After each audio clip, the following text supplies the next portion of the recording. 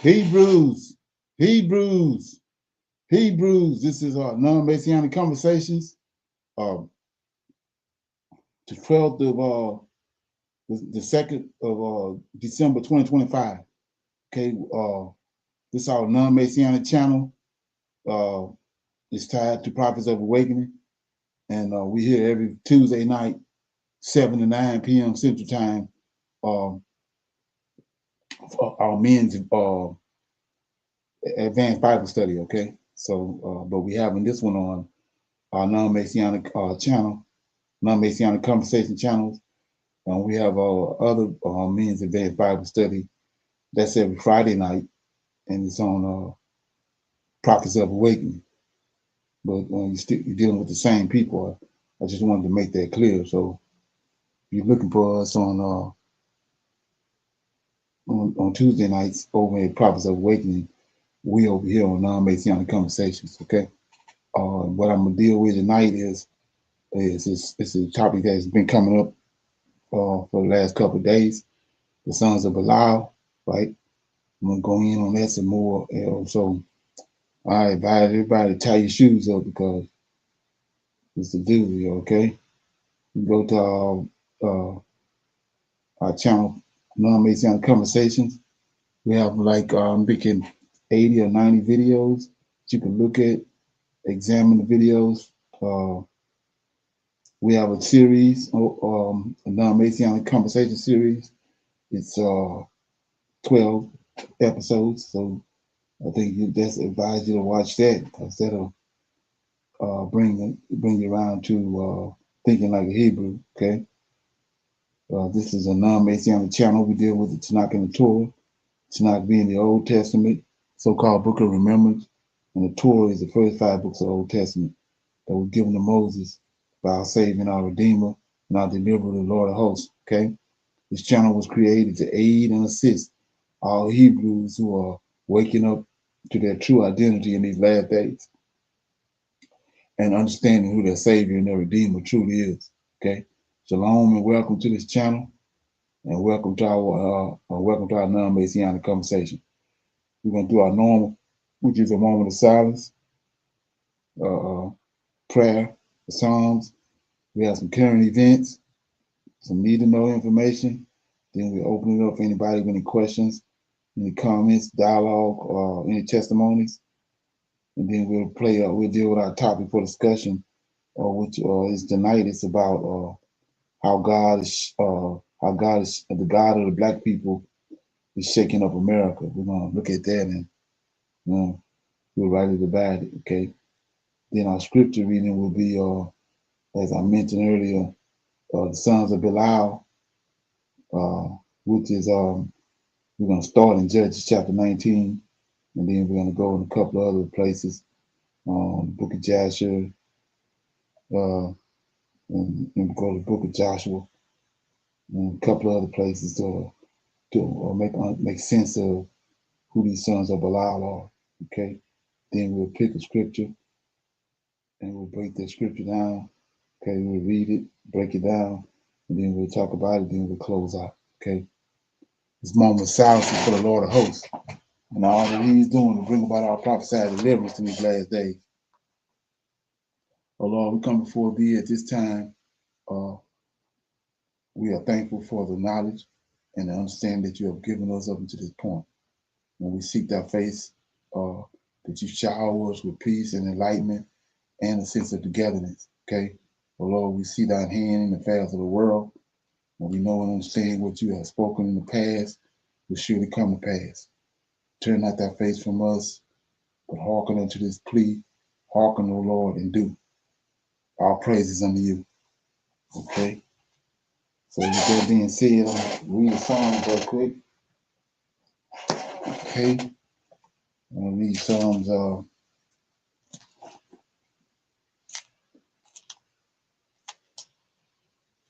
Okay, let's see. I think it's Psalms 132. Yeah, I'll read Psalms 132. It's a prayer for the blessings of the sanctuary, right? It says, Lord, remember David and all his afflictions, how he swore unto the Lord, and how he vowed, unto the mighty God of Jacob. Surely I will not come into the tabernacle of my house, nor go up unto my bed. I will not give sleep to mine eyes, neither to my eyelids, until I find out a place for the Lord, a habitation for the mighty God of Jacob. Lo, we have heard of it at Ephesus, and we found it in the fields of the woods. We will go into his tabernacle, and we will worship at his footstool. Arise, O Lord, into thy rest, thou and thy the ark of thy strength, and let thy priests be clothed with righteousness, and let thy saints shout aloud for joy. For for thy for thy servant David's sake, turn not away the face of thine anointed. The Lord hath sworn in truth unto David, he will not turn from me. Of the fruit of thy body will I set upon thy throne. If thy children will keep my covenant and my testimony, that I shall teach them, their children shall also sit upon thy throne forevermore. For the Lord hath chosen Zion, he hath desired it for his habitation. This is my rest forever. Here will I dwell.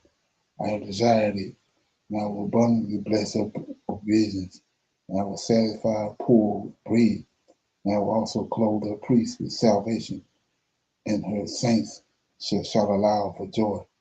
There will I make the horn of David the bud, and I have ordained a lamp for mine anointed. His enemies will I clothe with shame, but upon himself will his crown flourish. Right. So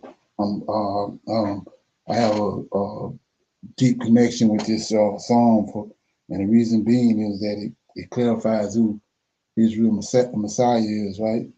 When you understand that every king in Israel, that was ever a king in Israel, he had to be anointed with this oil that's in Exodus chapter 30. It's a special oil that you have to be anointed with. So you can't be a king in Israel and don't be anointed, which is the case with JC. He never was anointed with his oil. So we know that in 2 Samuel chapter, 1 Samuel 16:1, the Lord commanded Samuel to go and take the oil, the horn of the oil, and to pour it on David and anoint David. So you're looking for the Messiah, it's David.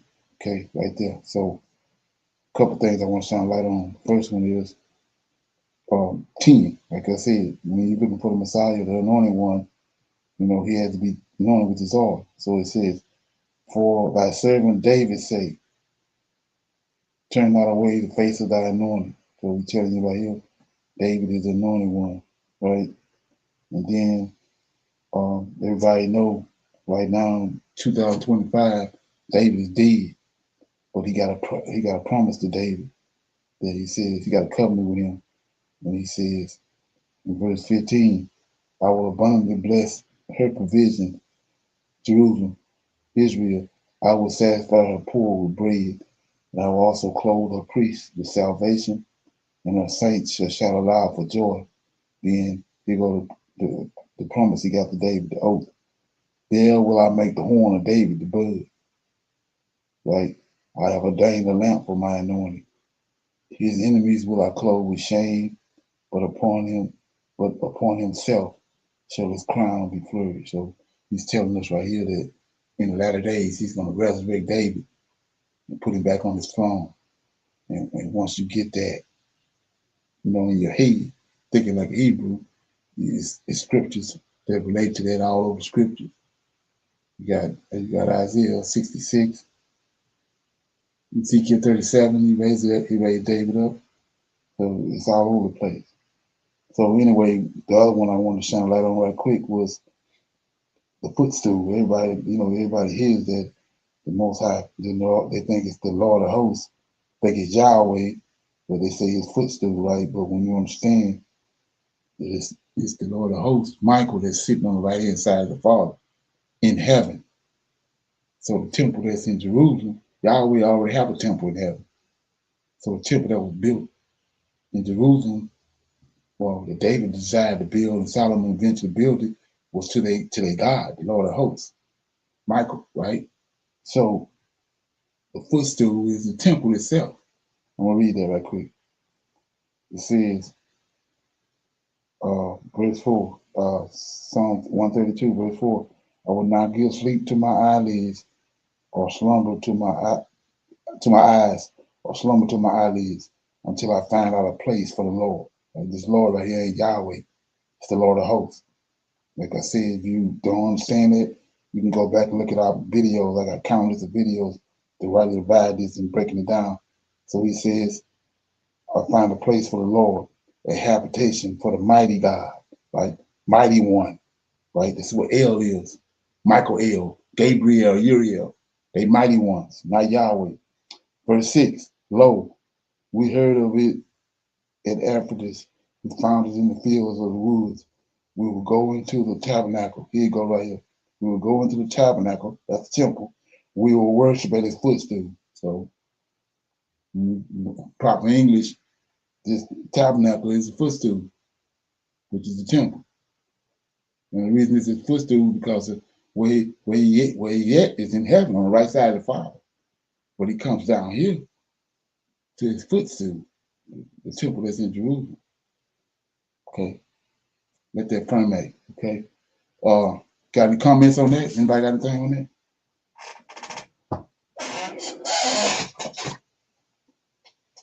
Okay, so we're good, right? Okay, we'll keep going. Go to the current events, right? Here we go. Our next story is from Asia, where climate change is claiming lives. More than 1,100 people have died in two major disasters. One is a cyclone called Senyar.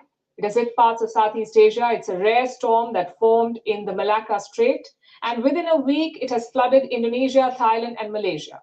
The second disaster is Cyclone Ditwa. It hit South Asia. It formed over the Bay of Bengal, smashed into Sri Lanka, triggered landslides, submerged towns, and even cut off power. India too has been hit by this cyclone. The state of Tamil Nadu has been seeing heavy rainfall, and across both regions, the human cost continues to rise. Hundreds of people are missing and millions have been displaced. Here's a report. Asia is facing two major flood disasters at the same time. One in Southeast Asia and another in South Asia. Two different storms. Two separate systems, but already 1,100 lives have been lost. The Southeast Asian disaster was driven by Cyclone Senyar and intense monsoon rain. This rare system formed in the Malacca Strait. It brought destructive floods to Indonesia, Thailand, and Malaysia over the same week. Indonesia has suffered the heaviest losses. Sumatra saw widespread landslides and sudden flash floods.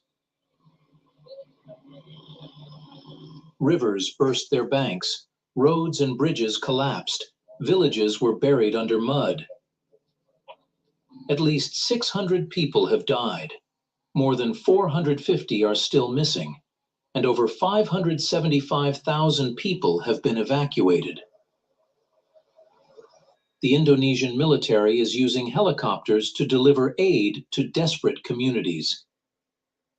The government has also deployed warships and hospital ships to the worst hit coastal regions.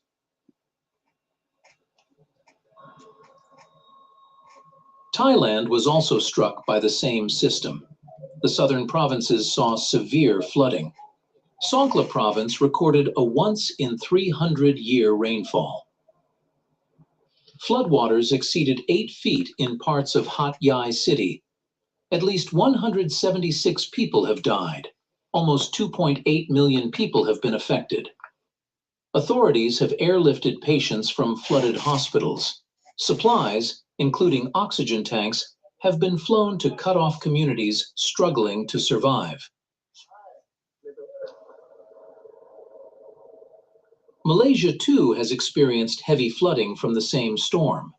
The northern state of Perlis was hit hardest. Thousands were moved into evacuation centers. and 2 deaths have been confirmed. Meanwhile, a separate storm hit South Asia. Cyclone Ditwa formed over the Bay of Bengal. It made landfall in Sri Lanka last week. It triggered landslides. It submerged entire towns. And it disrupted power and communication lines, leaving thousands in the dark. Sri Lanka's death toll has risen to 355. At least another 366 people are missing. More than 1.1 million people have been affected. Thousands are in shelters. And here, too, the military is using helicopters to drop food, fuel, and medicine to stranded families. Sri Lanka's president says the country faces the most difficult rescue operation in its history. As a country, we are facing the largest and most challenging natural disaster in our history. We also recognize that what we are undertaking is the most difficult rescue operation in our nation's history. This is the first time the entire country has been struck by such a disaster. India has stepped in to help its neighbor in crisis. New Delhi launched Operation Sagar Bandhu. India has delivered relief supplies to Sri Lanka. It has also evacuated its stranded citizens from Colombo and nearby regions. Besides, parts of Tamil Nadu have also faced heavy rain linked to Cyclone Ditwa. South Indian cities like Chennai have reported flooding and flight disruptions. Across Asia, rescue teams are still reaching cut-off areas. Hundreds remain missing. Millions are displaced. The immediate crisis is far from over. And for the survivors, the long road to recovery is only just beginning. Okay. You heard anything about that? Any comments on that? Shalom, Brother Leonard. Did that say it was in India? Yeah. Sri Lanka and that region. Now, this is just India is their neighbors. Right. Okay. Well, I've been seeing just a lot of storms like this happening over there. A lot, in the nations over that way. A lot of these kind of disasters been happening. Yeah, and he was talking about how, which is crazy, all this time, and that area always been getting inundated with water and stuff. But he said it's the worst one ever. Right. I thought that was kind of interesting. Yeah. Mm-hmm. Is that something? Right.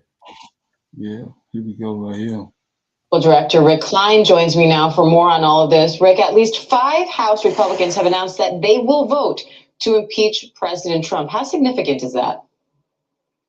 the dam is breaking. It's going to be a bipartisan vote, and I think the number could be easily into the 20s. We'll have to see how the debate plays out. But clearly, the statement from Congresswoman Cheney was significant, gives cover to a whole lot of Republicans, as does the signal from Mitch McConnell, the Senate Majority Leader, whose aides have been quoted anonymously in a whole bunch of publications, and as we reported as well. Okay, so we need to talk about what's actually happening in the House of Representatives right now, because the Republican Party is literally falling apart and collapsing in real time in front of everyone.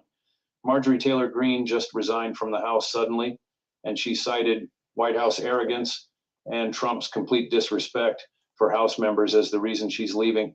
And now anonymous GOP House members are warning that there's going to be a massive wave of resignations coming from House Republicans that could completely flip the House to Democratic control. We're not talking about a few people leaving.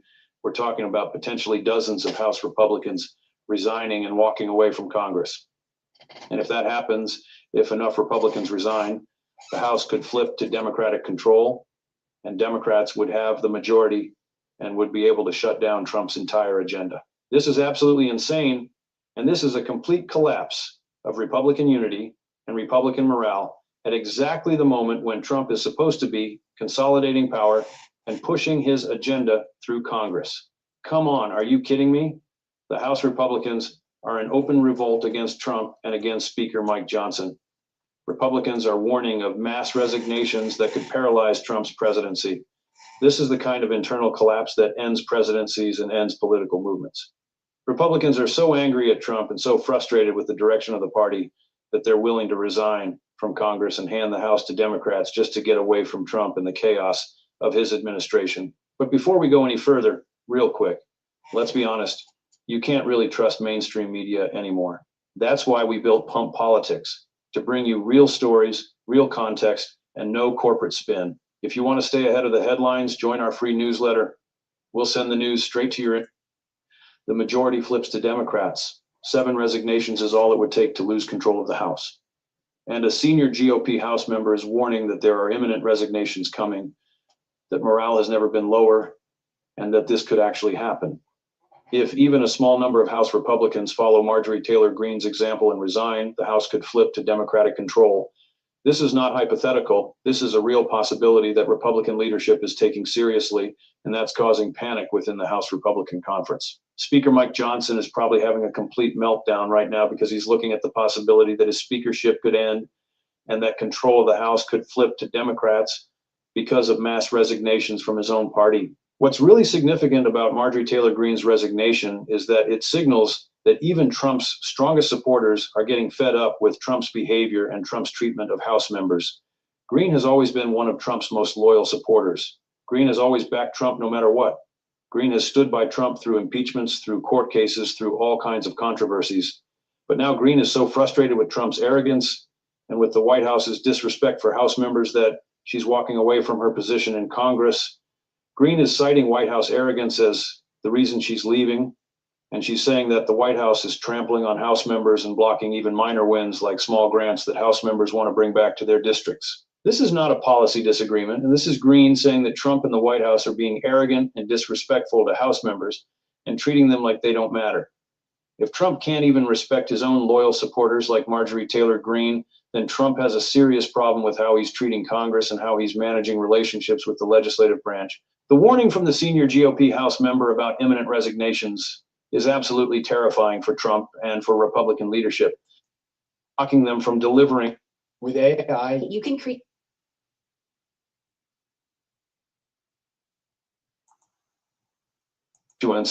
Then House members might as well resign and do something else that doesn't involve dealing with Trump's arrogance. What's also important to understand is that House members are dealing with Trump loyalty pressures and infighting within the Republican Party that makes their jobs incredibly difficult and stressful.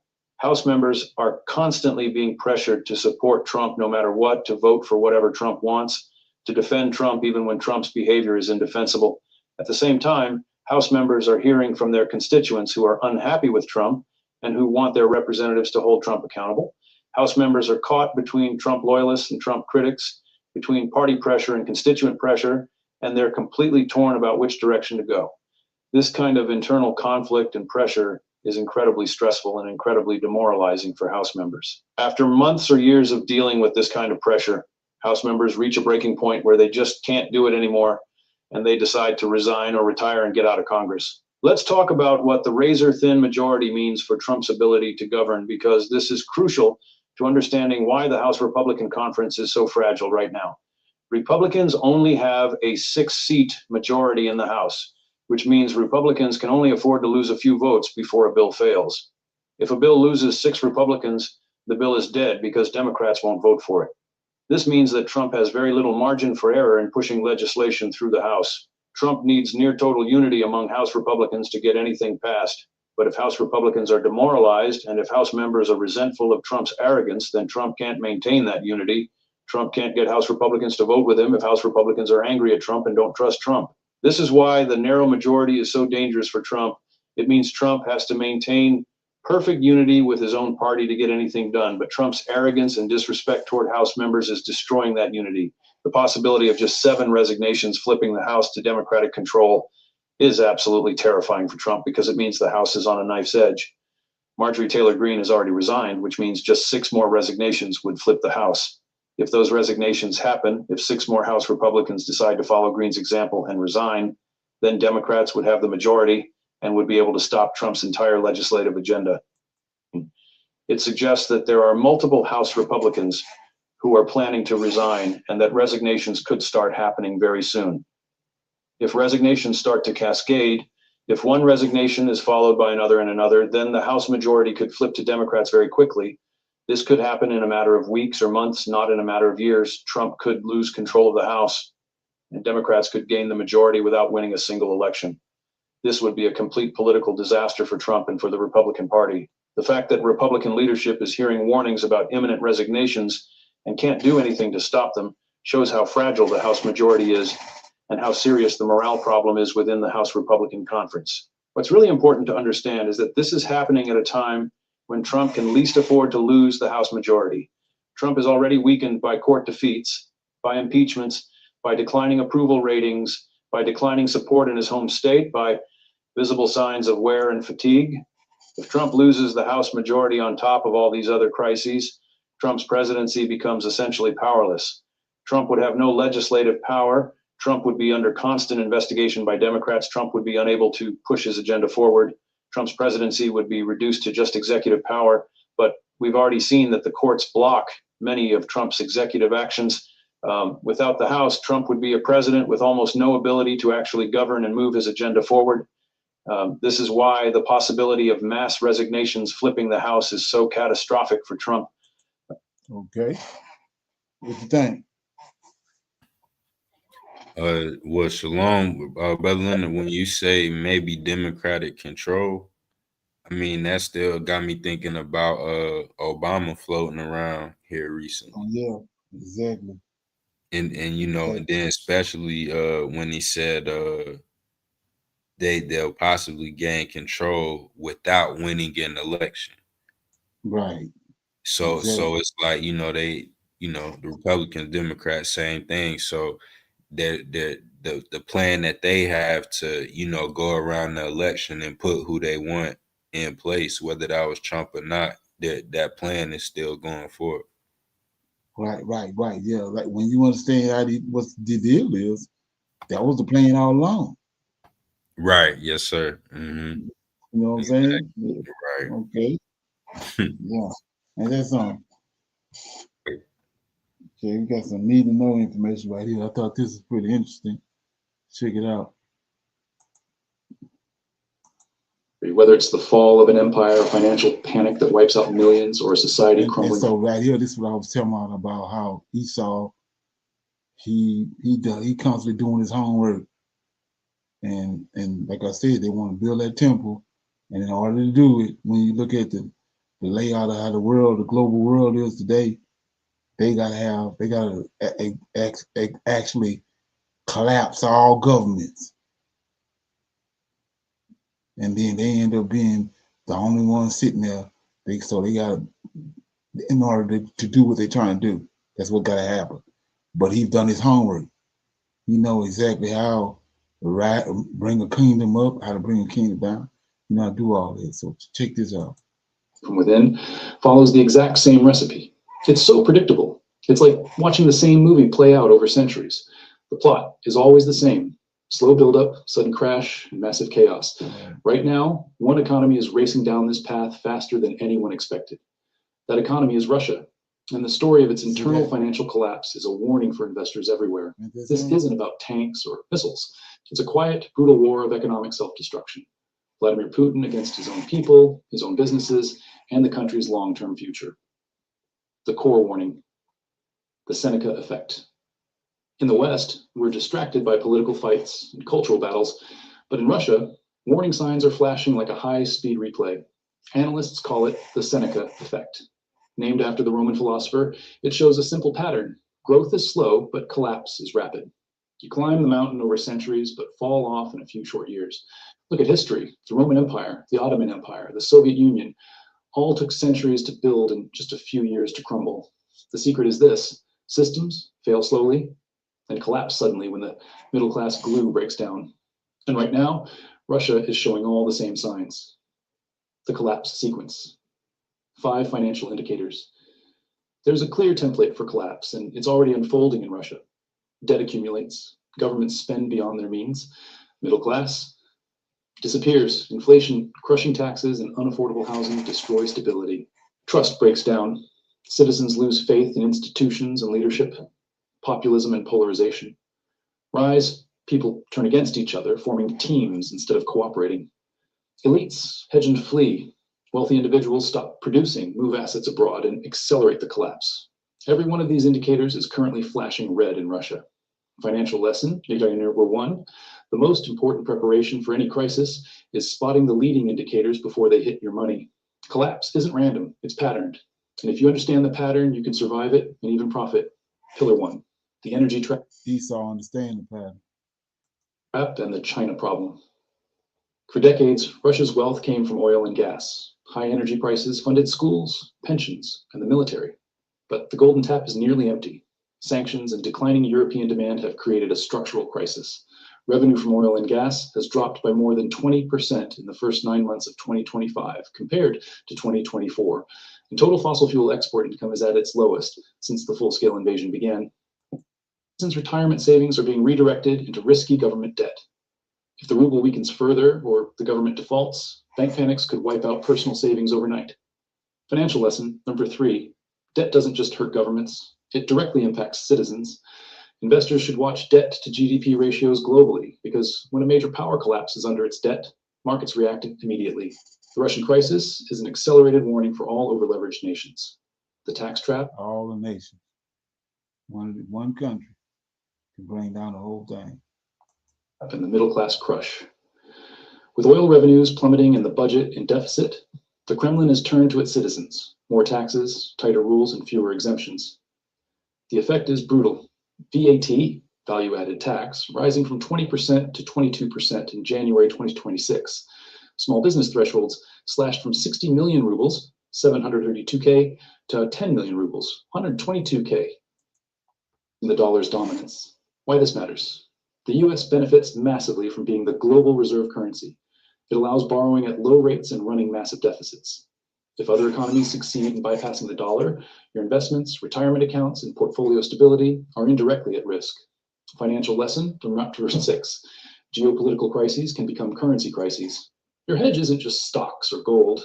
It's assets outside a single currency block, international blue chip companies, and holdings with intrinsic value. Russia's brain drain, labor crisis, and fiscal collapse are warnings for the global market, not just a domestic tragedy. The next financial crisis could start far from home, but its effects can reach your wallet instantly. Russia's. Okay. What you think? Yes, sir. That sounds like the plan. I mean, especially when you talk, digital money, digital currency, online banking, AI, and all of that. It definitely sounds like it. And Brother Leonard, too, you mentioned about them saying the gold standard coming back, right? Right. And when that happens, you have to. So if I on gold right now and they put that standard in, I would have to turn in my gold, or is that turn it in, or you'll be it's a law. So if you don't turn it in, you'll become a criminal. Right. That's what they did last time with Roosevelt. Mm-hmm. You know what I'm saying? So a lot of people, some people did. They didn't turn their gold in, they hid it, but they had to go through all the changes of ducking and dodging or whatever if they didn't get caught. Right. You know what I'm saying? And most people are patriotics. They patriots. So if the government say do something, they gonna do it. You know what I'm saying? Exactly. That's how they operate. Mm-hmm. Yeah. Okay, so right. Yeah. So with that being said, I'm gonna go to our Q&A. Anybody have any questions, comments, and anything you want to talk about? Witness. Go ahead. I'm sorry, Shalom. My fault, brother. And I interrupted. I was gonna say when were you gonna touch on Judges 17? Was there anything you was gonna get to later? Because if so, I'll wait. You can play it now. We can just we can come back to it again. But what you got? just this guy in Judges 17, because I had watched the movie Samson the other night, and I was reading in the Bible along with it. But then when you get to Judges 17, you know, before what we was reading the other night, this dude Micah, and he has this priest that he hires to work in his house. But it says in verse 7 in Judges 17:7, this why I was like, this dude probably one of these sons of Belial, because it says in verse 17:7 in 6th verse, in those days there was no king in Israel, but every man did that which was right in his own eyes. And there was a young man out of Bethlehem, Judah, out of the family of Judah, who was a Levite. Okay. And he sojourned there. But that don't sound right to me, right? It says he out of Judah, but he a Levite. Right. Right. So the way you can look at that is, you know, you got when they gave up the you know, the allotments to each tribe. They had the allotment. Okay, each tribe had a certain amount of Levites attached to them. Yeah. So you can consider that. You got Levites. They had a certain area that the Levites was given to them that was around the temple, but they also had like embassies in each tribe. Had a group of Levites that was attached to each tribe. Okay, yeah, that makes sense. And this because this guy Micah, it don't say he an Israelite. So I was thinking too, because it says in verse 17:1, there was a man of Mount Ephraim whose name was Micah. Okay. Right. And then when you keep reading it, say he took 1,100 shekels of silver from his mom, and then when she was looking for it, then he gave it back. But I mean, all of that sound crazy. Then he hires this priest, and he has a house of idols. Okay. This guy Micah. So I thought, and I misspoke earlier. It was more about him being the son of Belial, the guy Micah, the priest.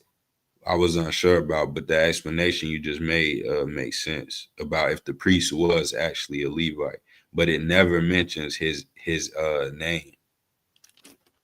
Okay. Yeah, so I just thought that was another one that was something weird. Right, exactly. Right. Yeah, we'll circle back on that, because what I'm getting ready to show you is gonna be relevant. Okay. So with that being said, I'll play this right here, then we go to our topic for discussion. Okay, let me get this. This here pertaining to the blackout. Don't ever forget that the people have the power. Look at this empty ass Target on Black Friday. I'm so proud. A lot of people forgot about this. Empty. Empty.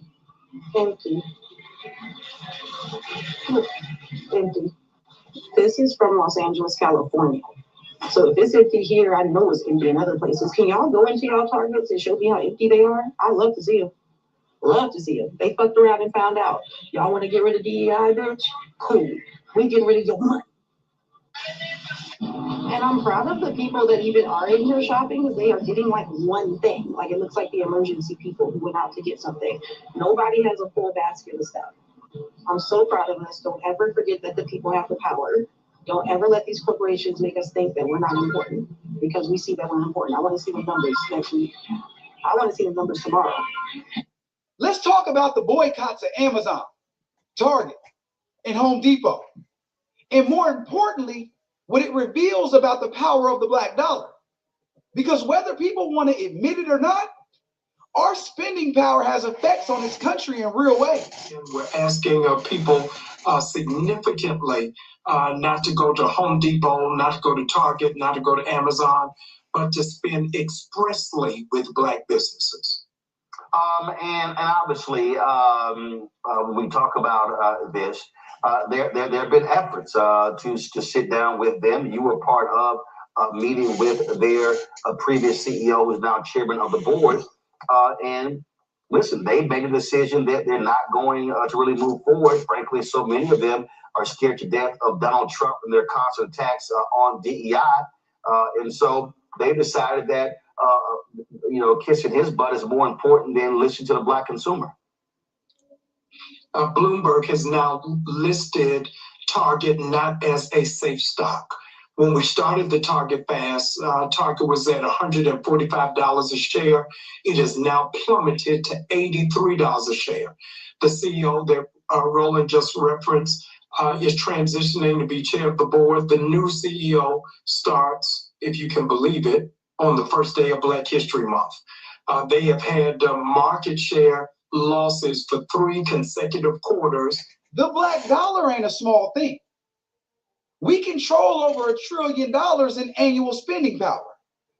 But we still see these major corporations making decisions that don't reflect our interests, our values, or our communities. We hold a lot of power just off the way we spend. And that's why it's important that when we do spend, we do it with intention. And right now, a lot of people are asking the right questions. Like, why are these billion-dollar companies aligning politically with people that don't align with the people who's actually keeping their businesses running? Did you all see the news about Target this week? Target is in so much denial about what's going wrong with the company that it will try anything aside from bringing back diversity, equity, and inclusion. Target announced this week that they are going to invest $5 billion in store upgrades with the hope that it'll bring back shoppers. Target has lost $689 million this year, and year over year, their stock is down 43%. Now, Target could simply admit it was wrong, change direction, and terminate all of the leadership that made this poor choice on behalf of the company. Instead, they're requiring their employees to smile at customers within 10 feet. They're partnering with Starbucks on a special holiday drink, and now they're investing $5 billion in their stores. This all comes back down to one simple thing. They didn't understand their customer base, and clearly they still don't. Not only did Target reverse DEI, but it also donated $1 million to Donald Trump's inauguration this past year.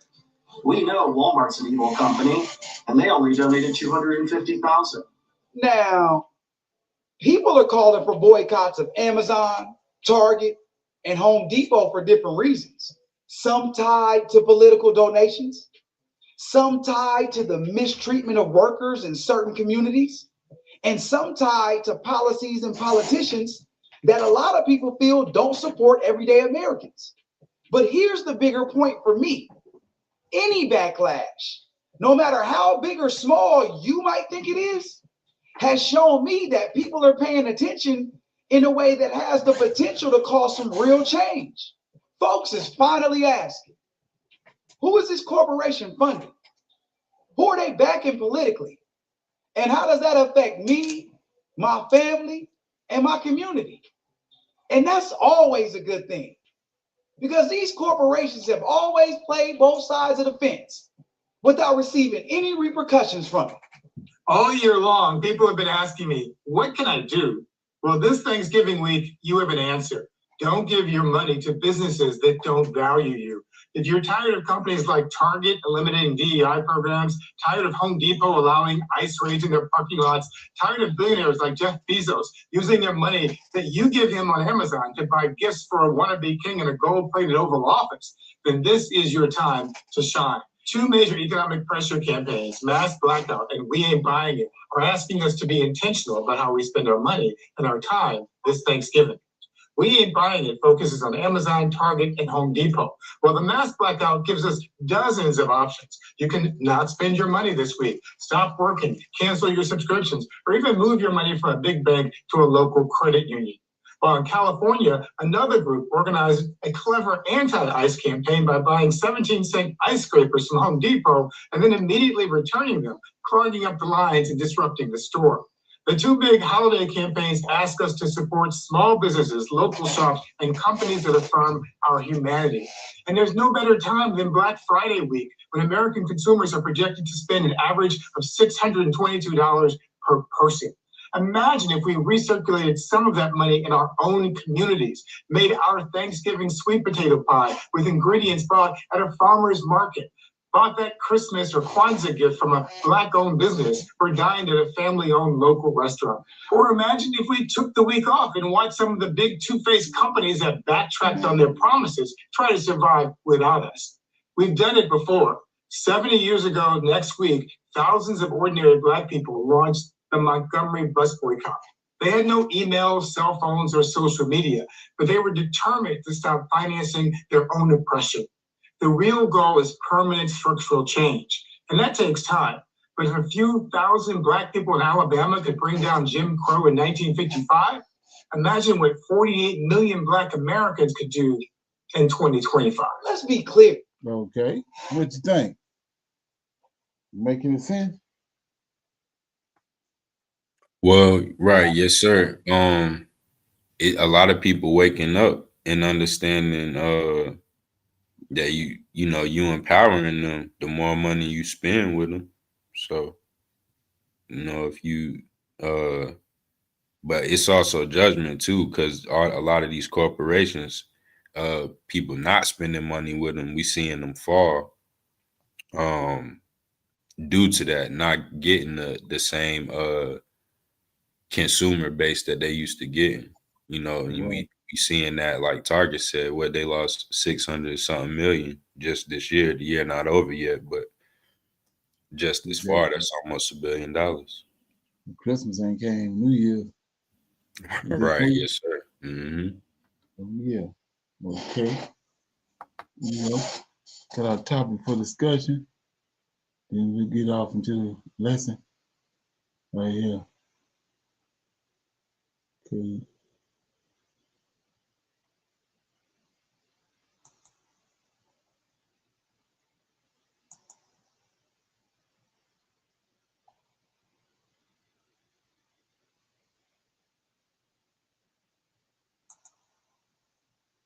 America is shaking because of politics, viruses, hashtags, and bad presidents.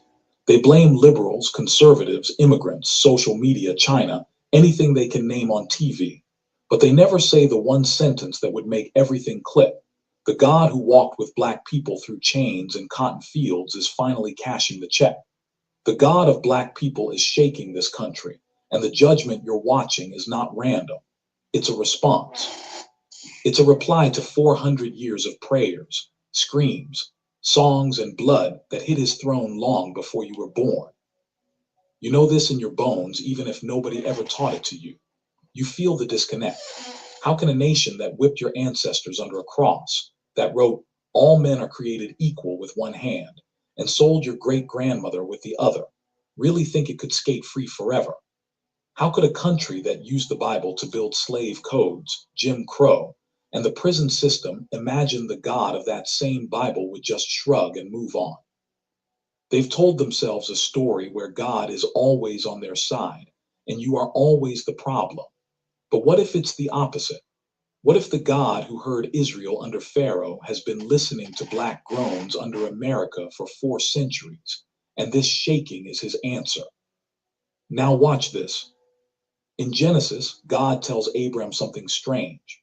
Your descendants will be strangers in a land that is not theirs, and they will serve them, and they will afflict them 400 years. Afterward, I will judge that nation, and afterward they will come out with great substance. It's not just a prophecy about Egypt. It's a pattern. Strangers, afflicted, 400, then judgment on the oppressor and a shift for the oppressed. For generations, Black preachers whispered that pattern over America like a secret code. From 1619 to 2019, they counted the years under their breath. The world laughed it off as superstition. But tell me, why does everything feel like it snapped after that rough 400 mark? Why does it feel like the clock ran out on something deep in the soil? Let that sink in. You can't talk about God shaking America without talking about whose blood is in America's ground. Indigenous blood, black blood, blood of children ripped from arms, men hung from trees, women violated under roofs with Bible verses on the wall. Every lash, every rape, every auction, every lynching, every chain, every prison sentence handed out like candy. Heaven recorded it. Maybe your ancestors didn't have lawyers. They had spiritual paperwork. They filed their case in tears and spirituals. Nobody knows the trouble I've seen. Nobody knows but Jesus. That wasn't a performance. That was a legal filing in the court of heaven. Picture a field in the 1800s. Night. The air thick with humidity and quiet sobs. A black woman, back scarred, hands cracked, slips out behind a cabin when everyone else is asleep. She looks up at a sky so full of stars it almost hurts and whispers, God, if you are who they say you are, see me. See my babies. Don't let this be forever. She dies without seeing emancipation. Her children die under Jim Crow. Her grandchildren die watching fire hoses and dogs on TV. But that prayer didn't evaporate. It stayed in God's presence like incense. Multiply her by millions, men in chains, women in fields, teenagers in jail cells. Track record. He pays attention to those at the bottom and he takes personally what is done to them. That's why Jesus says, whatever you do to the least of these, you do to me. Black people. Next time you see this.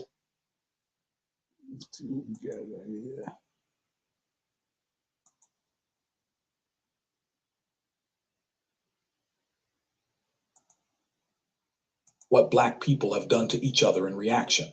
The enemy has used pain to turn us on ourselves. Colorism, envy, betrayal, violence, misogyny, fatherlessness, greed.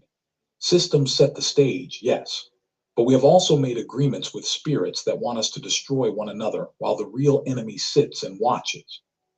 The God of Black people loves you too much to ignore that. So in this shaking, he is also confronting you. He is asking you to forgive those who hurt you personally, not to excuse their sin, but to break its hold on your future. He is asking you to repent of the ways you have participated in cycles that keep your own people bound. He is asking you to stop using the system as an excuse for doing dirt. Okay. What you think? Yes, sir. I think they were able to do all of those things because we didn't know who we were. Exactly. They're following ourselves, constantly following ourselves, thinking that what we're doing and decisions we're making is right, and the whole time caught up in a web of deception and constantly making the wrong decision. Okay. Ain't that something? Right, yes, sir. Well, yeah. So with that being said, like I said before, we've been having this conversation about the sons of Belial pretty much last week on maybe 3 or 4 different occasions on platforms on Prophets of Awakening. And I think I hit the jackpot, which is normally if you wait on the Lord of hosts, he will. He's gonna bring it to you. So what I'm gonna do, I think it was Sunday, I read the Sons of Belial, Judges chapter 19. So I'm gonna read that chapter to jump it out, right? So I'm in Judges chapter 19. Yeah, so our conversation is about identifying these sons of Belial, right? Thinking like a Hebrew. We're not trying to rightly divide this from a Gentile perspective. Okay. So if you go to the New Testament, that's Gentile. So I'm in Judges 19 right quick. Let me get it.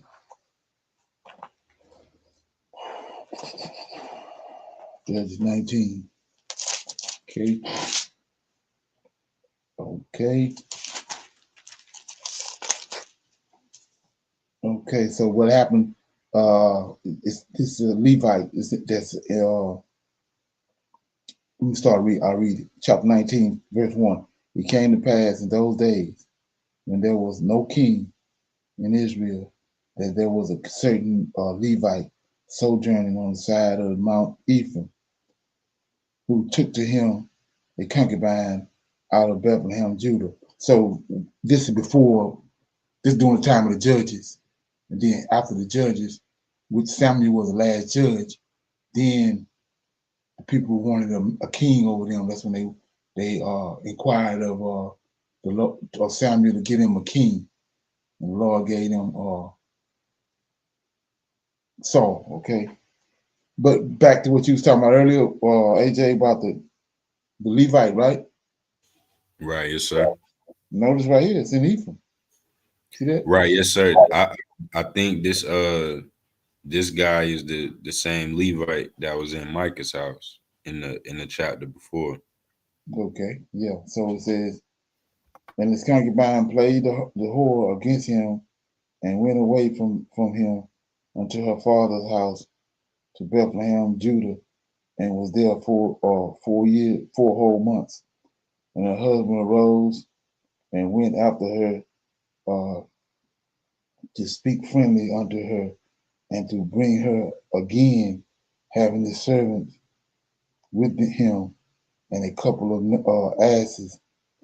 And she brought him to her father's house. And when the father of the damsel saw him, he rejoiced to meet him. And his father-in-law, the damsel's father, retained him, and he abode him 3 days. So they did eat, drink, and lodge there. So I want to shine light on this right quick. So like I was talking about earlier, you got an area around the temple, a suburb area around the temple for the Levites, right? Right, yes, sir.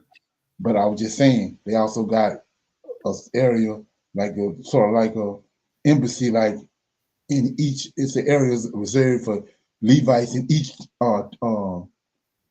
tribe too, for the people to have, because they're the head, they're the ones that lead them. So they have a contingency of Levites in each tribe that the people can got they like right there for them to be able to deal with them, right? Mm-hmm. So and you say, what are you talking about? Well, look right here. What it say?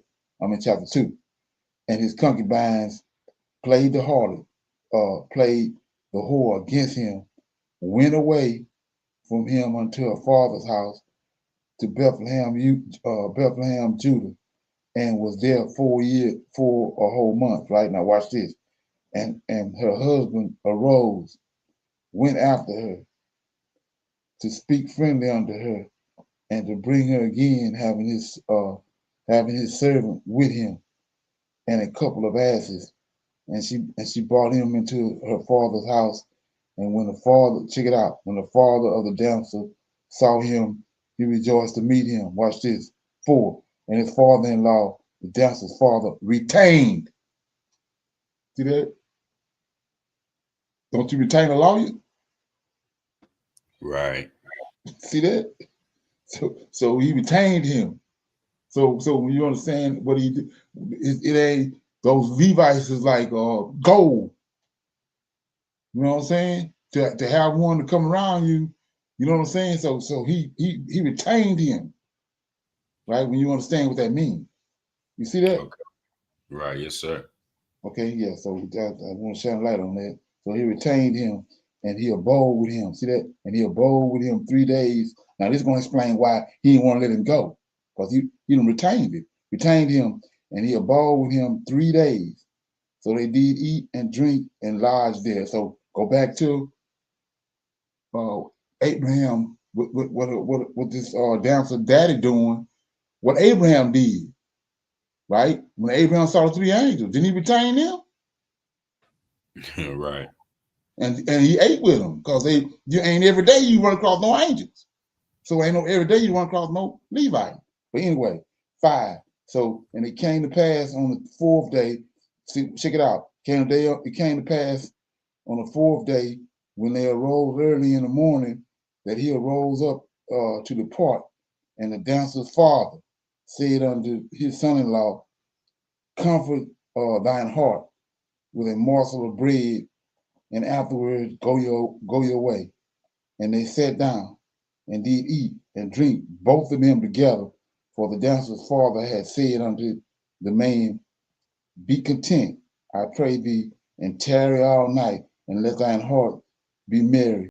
And when the man arose up to depart, his father-in-law urged him, therefore he lodged there again. See, he don't want him to go. See that? Right, yes, sir. Because every day you see a Levite, and then you got to go back to what happened to Ebed-Edom when the ark was in his house. Huh? Oh, okay. Yeah, and then remember what the woman did, that she saw the Levite passing by her way every day, and then she said, well, she told her daughter-in-law and them, let's build him a little house. They can lodge right here when he come this way. They understood the significance of the Levite. Mm. And that's what this guy do. You understand that? He don't want him to leave. Okay? Right. So anyway, 7. And when the man rose up to depart, his father-in-law urged him, therefore he lodged there again. And he arose early in the morning on the 5th day to depart. And the damsel father said, Comfort thine heart, I pray thee. And they tarried until afternoon, and they did eat, both of them. Shine a light on something else right quick. You know, ain't gonna leave no rock unturned. When Jacob wrestled with the angels, what time was it? Oh, the sun was about to come up, right? Early in the morning, right? Right. So look what it say. And when the man arose up to depart, his father-in-law urged him, therefore he lodged there again. And he arose early in the morning. See that? Mm-hmm. On the 5th day to depart. And so now go back to what the Lord of hosts said about his prophets, what he said. I had them rising early and sending them. Right. See that? So they working hand in hand. The angels and them. Okay. Anyway, 9. And when the man rose up to depart, he and his concubine and his servant and his father-in-law, the damsel's father, said unto him, Behold, now the day draweth toward evening. I pray you, tarry all night, and behold, the day groweth to an end. Lodge here, that thine heart may be merry, and tomorrow get ye early on your way, that they may go ahead. Like I was told you, like I said the other day, you gotta understand what this heart be merry means. It's wine. Okay. Mm-hmm. So 10, but the man would not tarry that night, but he arose and departed and came over against Jebus. So remember this, Jebus, which is Jerusalem. Okay, Jebus and Jerusalem. Remember that, which is Jerusalem, and there were with him 2 asses saddled. His concubine also was with him, and when they were by Jebus, the day was far spent, and the servant said unto his master, Come, I pray thee, and let us turn in unto the city. Now here you go. Let us turn in unto the city of the Jebusites. Who the Jebusites is? Canaanites. Canaanites. They one of the 7 nations. They ain't no Israelites. They wicked. They wicked as hell. Homosexuals. Okay? Turning into the city of the Jebusites and lodge in it. And his master said unto him, We will not tarry, right? Arise hither into the city of aside hither into the city of strangers. See that? They even right here. These Jebusite strangers. That it is not of the children of Israel. We will pass over to Gibeah. See that? We'll pass over to Gibeah. Jebusites, he don't want to stay there. The old man telling them, informing them, no, we can't stay here. These wicked ass folks, right? 13. But remember where he at. He in the land of Benjamin. Said 13. And he said unto his servant, Come and let us draw near to one of these places to lodge all night in Gibeah. Remember that. Gibeah or in Gibeah, remember that. And Ramallah. And they passed on and went their way. And the sun went down upon them when they were by Gibeah. When they were by Gibeah, which belonged to Benjamin. See that? They were by Gibeah, which belonged to Benjamin, like I was telling you. Okay? And they turned aside thither to go in and to lodge in Gibeah. And when he went in, he sat him down in the streets of the city, and there was no man that took them into the house to lodging. And behold, there came an old man from his work out of the field at evening, which was also of Mount Ephraim. He ain't from there. He's an Israelite, but he's from Mount Ephraim. But he's in Gibeah, and he sojourned in Gibeah. See that? But the men of the place were Benjamites. Okay, 17 is what they want you to believe. Remember that. Said if they in Gibeah, but the men of the place were Benjamites. And when he had lifted up his eyes, he saw a wayfaring man in the streets of the city. And the old man said, Whither goest thou? And whence comest thou? And he said unto him, We are passing through from Bethlehem, Judah, toward the side of the Mount Ephraim. From thence am I. And I went to Bethlehem, Judah, but I am now going to the house of the Lord. And there is no man that receiveth me to house. Yet there is both straw and provender for our asses, and there is bread and wine also for me, and for my handmaid, and for the young men which are with thy servants. There is no want of anything. And the old man said, Peace be with thee.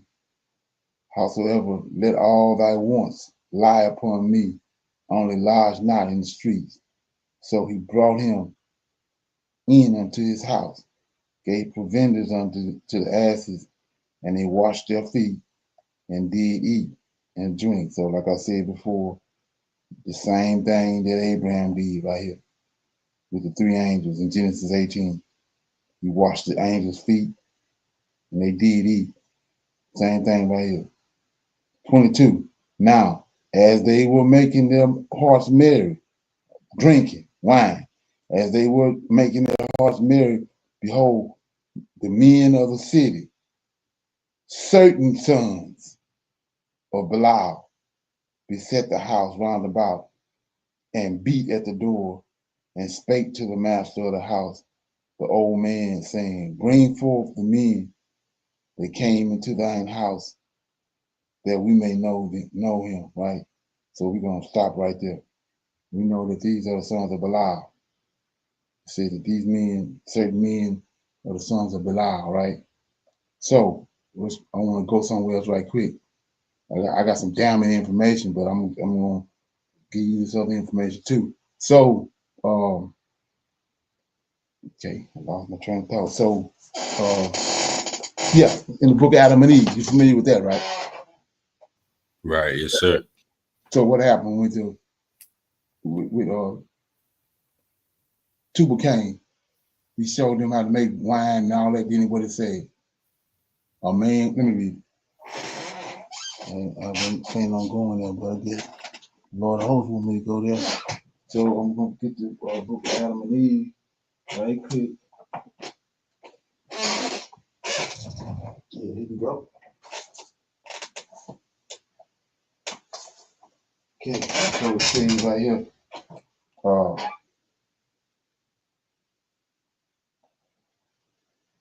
Okay.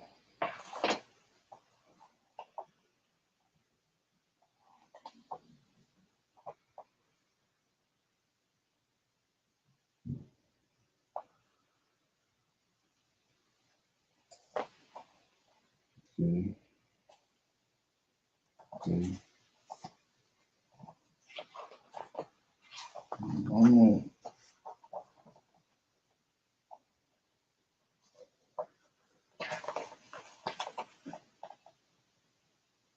Okay, so we saw right here that it says, and two became understanding until he took iron, and with iron he made weapons of war.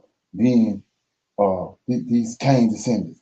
Then when they were drunk, they drank wine. Hatred and murder increased among them.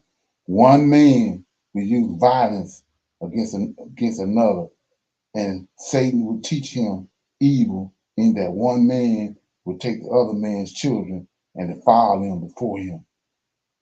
And when the men saw that they were vanquished and saw that others were not beaten, those who were beaten came to Tubal and took refuge with him, and he made them part of the group. And then sin increased among them greatly until a man married his own sister or daughter or mother or other or daughter of his father's sister or cousin, so that there was no more distinction of relationship, and they could no longer discern what was sin and what was not, but always were wicked. See that? Always were wicked, and the earth was defiled. So these right here is what we was talking about the other day when it says that worthless men. These ain't no Israelites. These coming from Cain descendants and Pacific. These people right here come from the fallen angels came, 200 fallen angels that came out in the book of Enoch. They descendants from them. They diabolical. They don't have. They can't do right. It ain't in them to do right. So we see that right there. But see, you won't be able to rightly divide it if you're not dealing with those books. But I'm shining a light on it to show you what time it is. So with that being said, now we're gonna get into the meat. I'm gonna make it rightly divide and show you how that these are indeed the men right here. Let me go to it right quick. I'm in Genesis right quick. Okay, when Abraham was circumcised. Okay, it says, let me get it.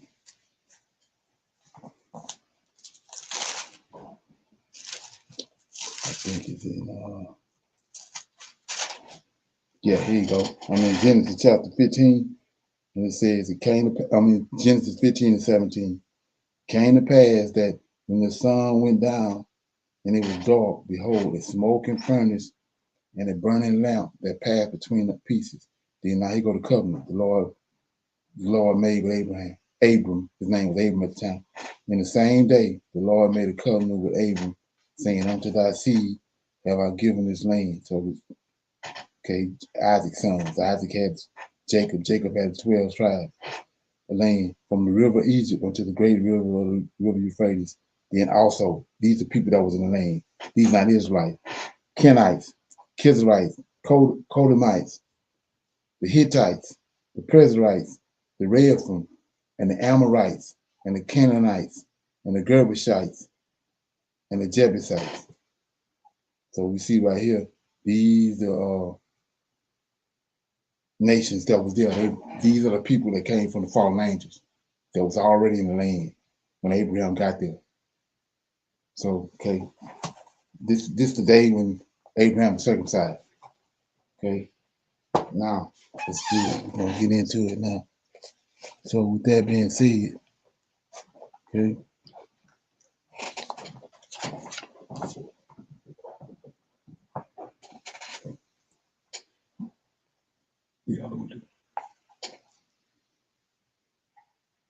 Yeah. So yeah, so now we're gonna get into this a doozy, man. Like I said, so I'm in Judges 19 right quick. I'm gonna start reading off and do a little scriptorial right quick. So I'm in Judges 19 and 22. think I just read this, but I'm going to go back over my notes. Judges 19:22. Okay. 19:22. Let me see if I just read it. Okay. Now they were it says now they were making their hearts merry, and behold, the men of the city, certain men, I just read that. So I'm gonna read it again anyway. Men of the city, certain men, certain sons, yeah, of Belial, beset the house round about and beat at the door and spake to the master of the house, the old man, saying, bring forth the men that came into thine house, that you may know him. So just for GP, you never know who's listening. We're gonna go to 18 right quick. I'm show you the same thing, different situation, but the same thing is happening. I'm in Genesis 18. Okay. Genesis 18. Well, not 18, I'll go to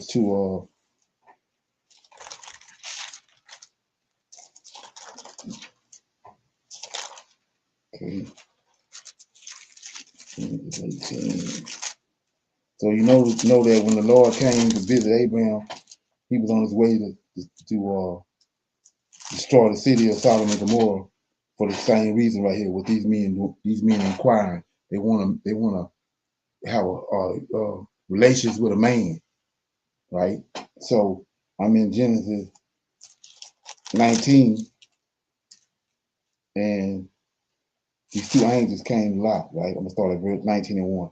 And there came two angels to Sodom at evening, and Lot sat in the gate of Sodom, and Lot seeing them rose up to meet them, and he bowed himself with his face toward the ground, and he said, behold, now my lords, turn in, I pray thee, into thy servant's house, and tarry all night, and wash your feet. Here we go, same thing. Wash your feet, and ye shall rise up early, see that, and go your way. And they said, nay, but we will abide in the streets all night. So this is angels, right? 3. And he pressed upon them greatly, and they turned in unto him. So he trying to get them in the house because of these same men. They're out there in the streets. They're out in the streets, right? So and he entered into his house and made them a feast, and they baked unleavened bread and they did eat. Now here you go. But so my title over verse 4 says the wickedness of men of Sodom. So right here, these ain't no men, these ain't no Israelites, right? So this is a city from the fallen angels, from those people descendants from the fallen angels. So they got the word wickedness, which is what that word means, Belial, worthlessness, wickedness, right? 4.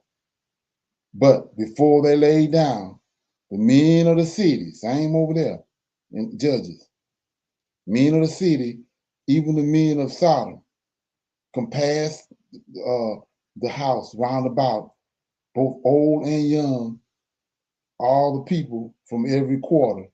And they called unto Lot, and they said unto him, where are the men which came into thee this night?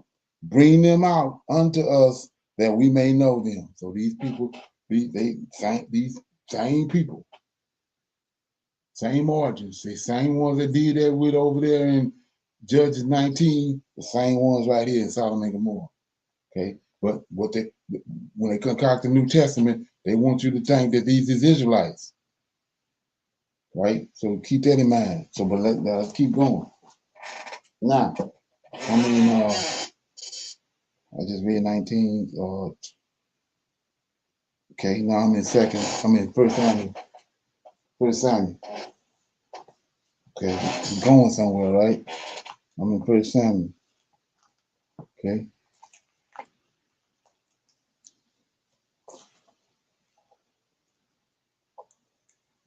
1 Samuel chapter 2.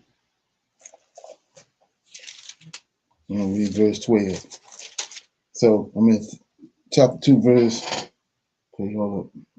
chapter 2, verse 12 says, this is my point right here, but they want you to think that these are Israelites. This is now I'm in 12. Now the sons of Eli were sons of Belial. They knew not the Lord. And the priest, the custom with the people was that when any man ordered sacrifices, the priest's servants came while the flesh was in the seething with a flesh hook of 3 teeth in his hands, and he struck it into the pan or kettle or cauldron or pot. All that the flesh hook brought up, the priest took for himself. So they did in Shiloh unto all the Israelites that came there. So this is they transgressing the law of the Most High. It ain't the same with these people. They want these dudes to come outside so they can get to know them and sleep with them. That's a different type of sin, different type of accountants. These two Eli's sons is they violating the law. The Israelites, they violating the law. These other men and these other 2 occasions, it ain't the same thing. You can't call them no sons of Belial. Okay? So anyway, let's keep going.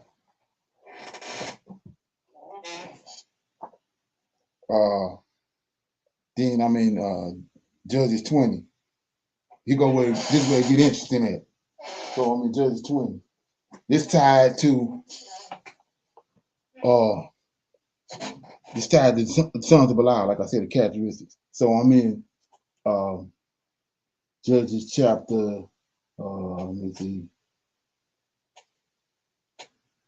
20, 15 through 16.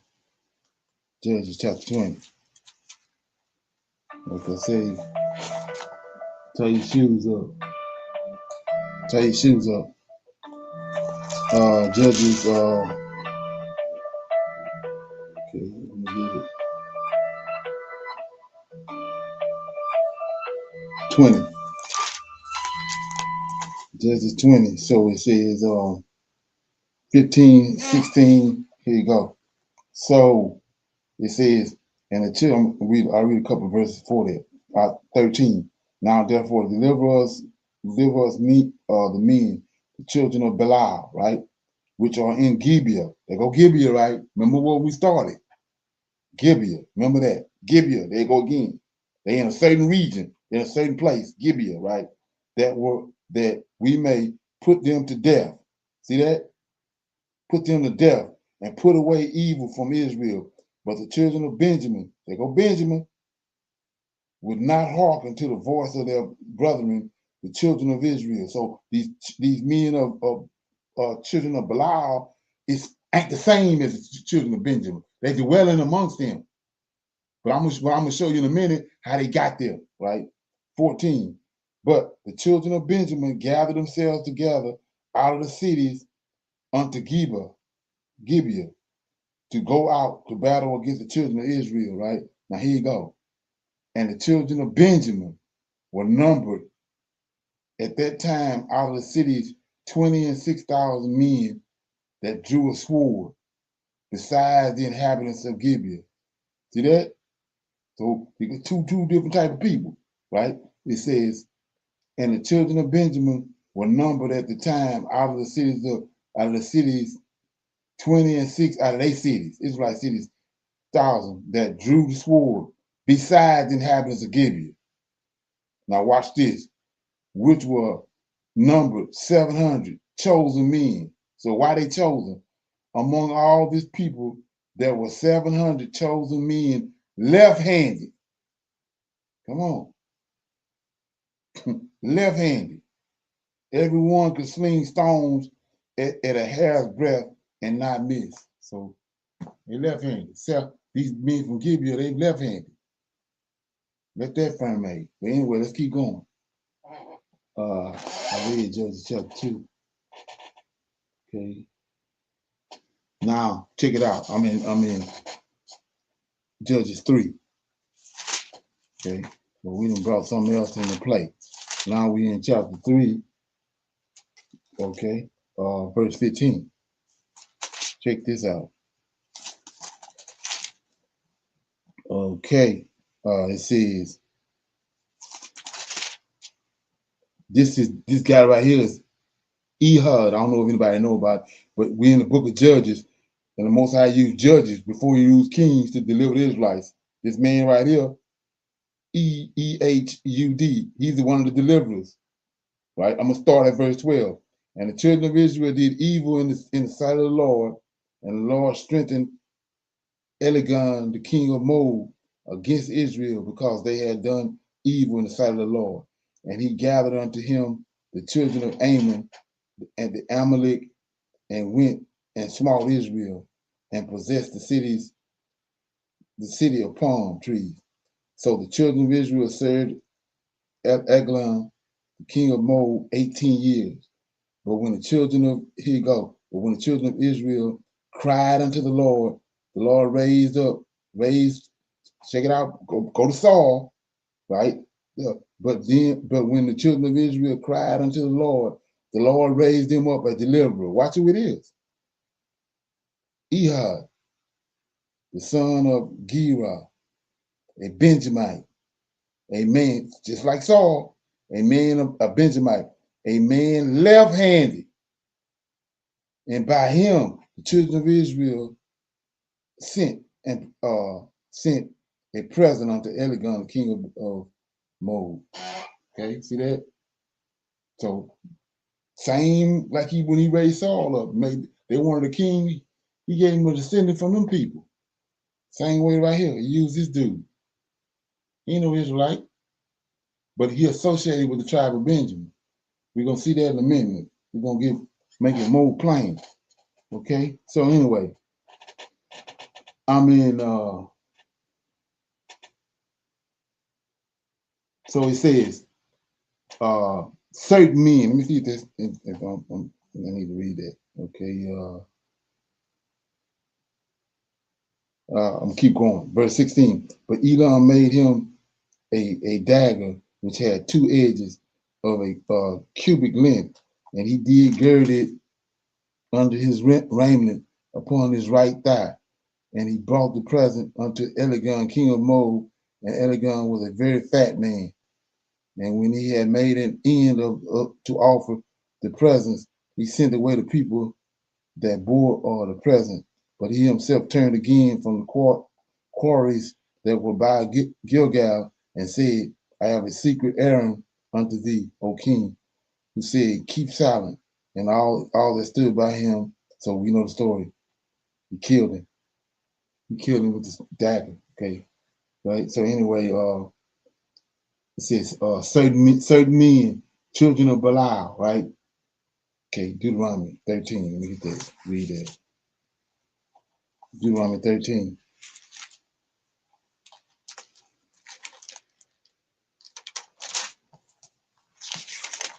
Like I said, we're going somewhere. And by the time we finish, it's gonna be plain. So I'm in 13,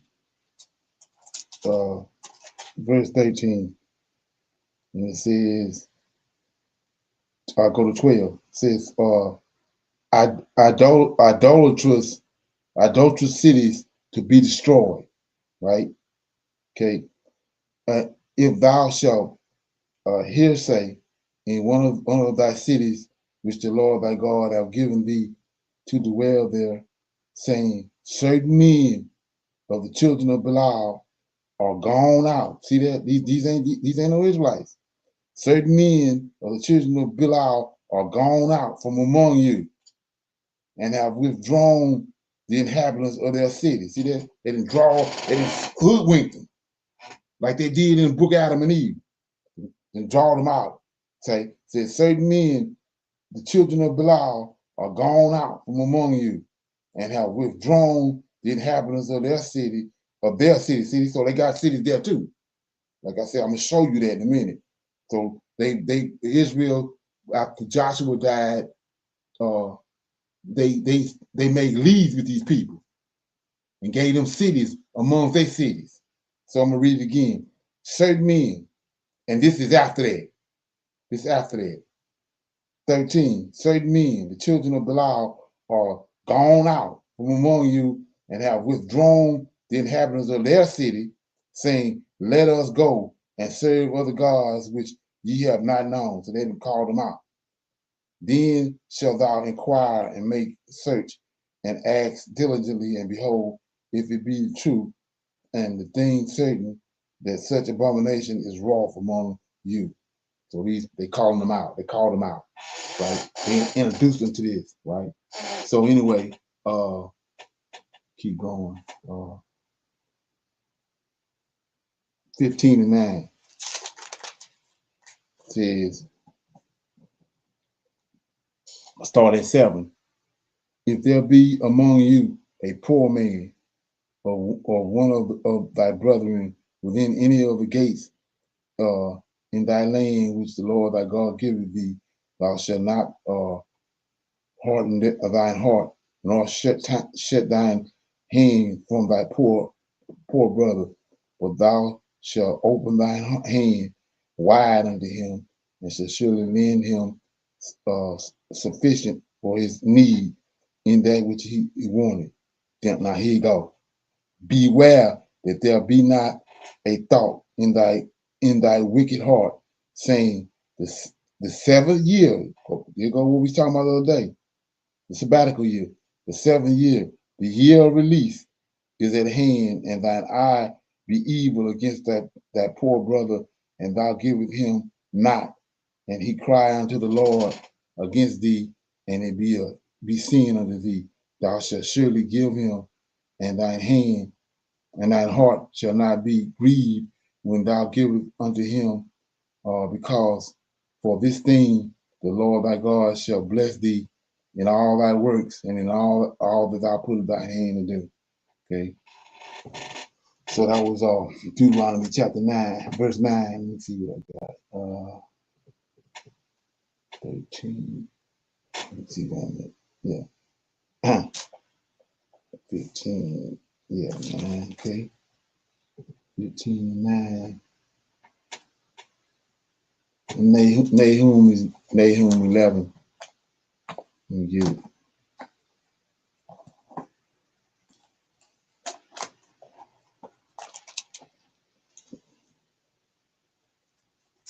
Okay. Got any comments so far?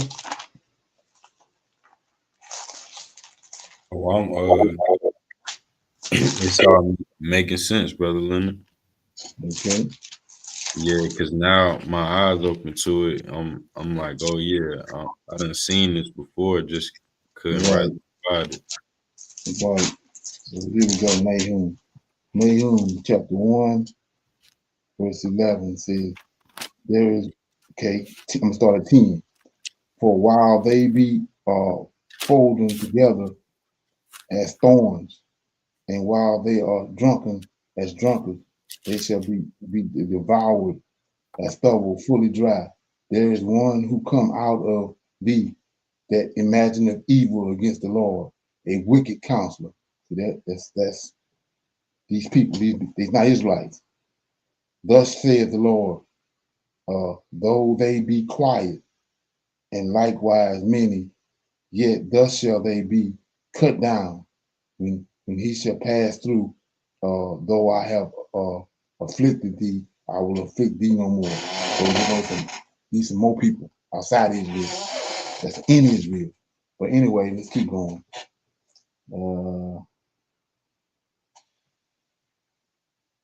So this is a definition.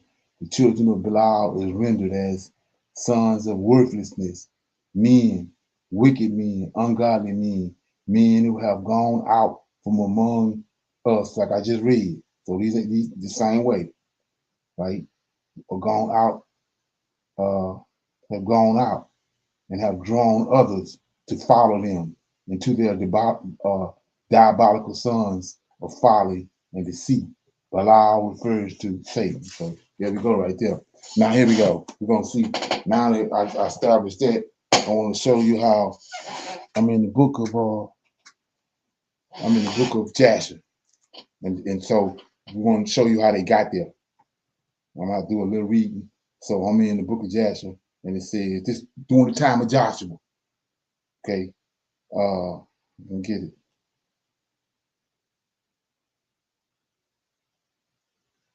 Okay, so it says, Jabin stood forth and said, "Know ye this? It should come to pass that the Israelites prevail this day.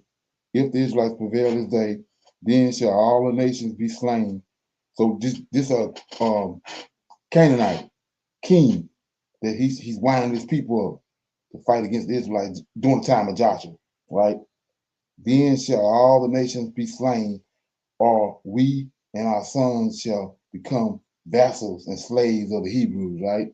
Say, for this cause came they out of Egypt to slay and to dispossess according to all that the lawgiver, even Moses, have commanded them, to take from us our cities, our lands, our vineyards, our cattle, our gold, our silver, our brass, and also our pure virgin.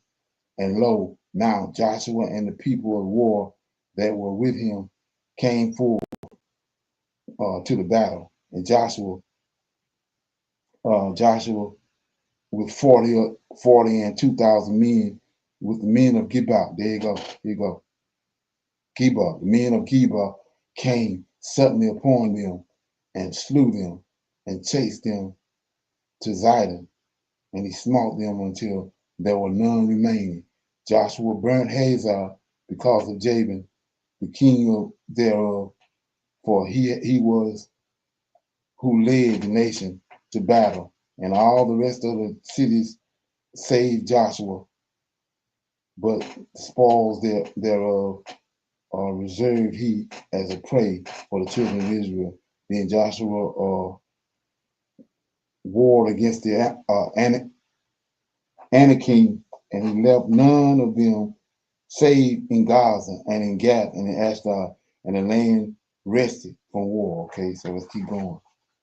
Then it says, now here you go. This chapter 31. And it came to pass after many days that Joshua, during the time of Joshua, spake unto Eleazar the priest, and to Caleb, and unto all the elders, and unto the congregation of the children of Israel, saying, Behold, I am grown old, and am stricken in years, and peradventure the days draw nigh, wherein I shall be gathered unto my fathers.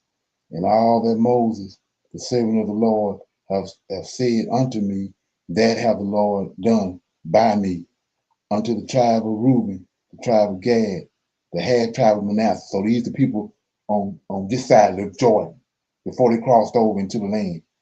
Unto the tribe of Reuben, tribe of Gad, and the half tribe of Manasseh did Moses, while he was yet with us, give all the land on the west of Jordan, the land of the Amorites, the land of the Moabites, and the land of Midian, all of Bashan and half of Gilead, even all the nations which the Lord delivered into his hand.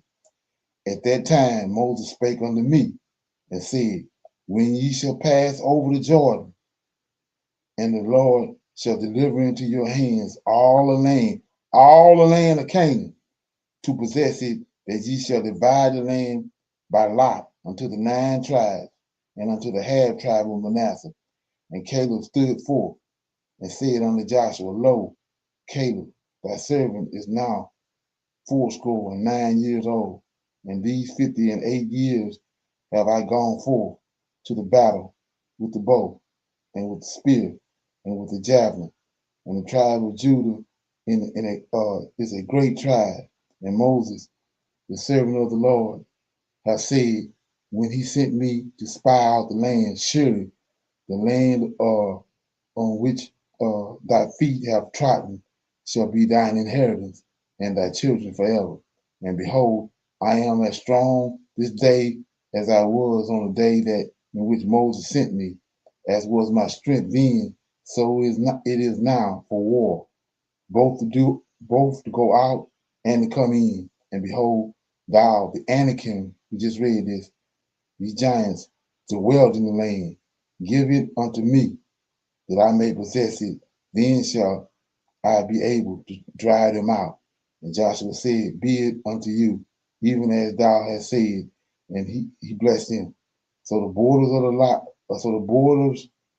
lot of Judah encompassed the Salt Sea at the end of Jordan, and fetched and a compass by Kadesh Barnea, even unto Karba, and Hazor, even unto the river of Egypt, and from Gaza even unto Ashdod, even to its border on the great sea. And from Ashdod it fetched a compass, and its borders went out by Gab, even unto Makkedah, and from thence the borders went out. Okay, let me keep going. Get off. Okay, then spake Joshua and said, the lot of the children of Joseph shall be from the Jordan. Let me keep going. And now, and it came to pass, this chapter 32. Now it came to pass in those days that Joshua assembled together Eleazar the priest and the Levites and all his congregation at Shiloh, and he set up the tabernacle of the Lord there. And Joshua stood before the door of the tabernacle of the congregation, and he spake in the presence of all Israel, and he said, now behold, the Lord has given you rest in the land concerning which he swore unto your fathers, saying, thy seed shall inherit the land of Canaan. Abraham our father heard a voice, and when he dwelt in this land, which he said unto him, circumcise the flesh of thy foreskin, for therefore art thou barren. And when your fathers were in bondage in Egypt, because of the Egyptians, from the time of the birth of Moses, they were uncircumcised. But Moses, servant of the Lord, commanded me, saying, when ye be come into the land of Canaan to possess it, speak unto the Levites and say, make unto yourselves razors, and let the priests circumcise one of the other, and circumcise ye all the males of the children of Israel. And the Levites did so, and all the people abode in their tents in the camp till they were whole. And Joshua said, this shall be a law and an ordinance unto you to be observed in all your tribes and in all your families. And ye shall bring every male on the 8th day after the opening of the womb until the priest to be circumcised. Ye shall do this, both ye, your sons, and your sons' sons forever. Okay. Then Joshua commanded Eleazar the priest, and he read out of the book of the covenant all the laws and the ordinances which Moses commanded to be observed concerning the servant, whether he be a Hebrew or a stranger, and the statutes concerning the virgins of the nation and the children born unto them. And Joshua blessed the tribe of Reuben, the tribe of Gad, and the half tribe of Manasseh. And he said unto them, return by ye the way ye came, and go over Jordan unto your wives, and unto your sons, to your daughters, and to your sons. Okay, let me keep going. All right, so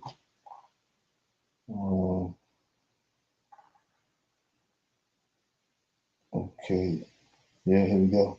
Now, after the death of, here you go right here. After the death of Joshua, Judah said to Simeon, come thou, and let us drive out the Canaanites out of my lot, and I will go with thee up unto thy lot.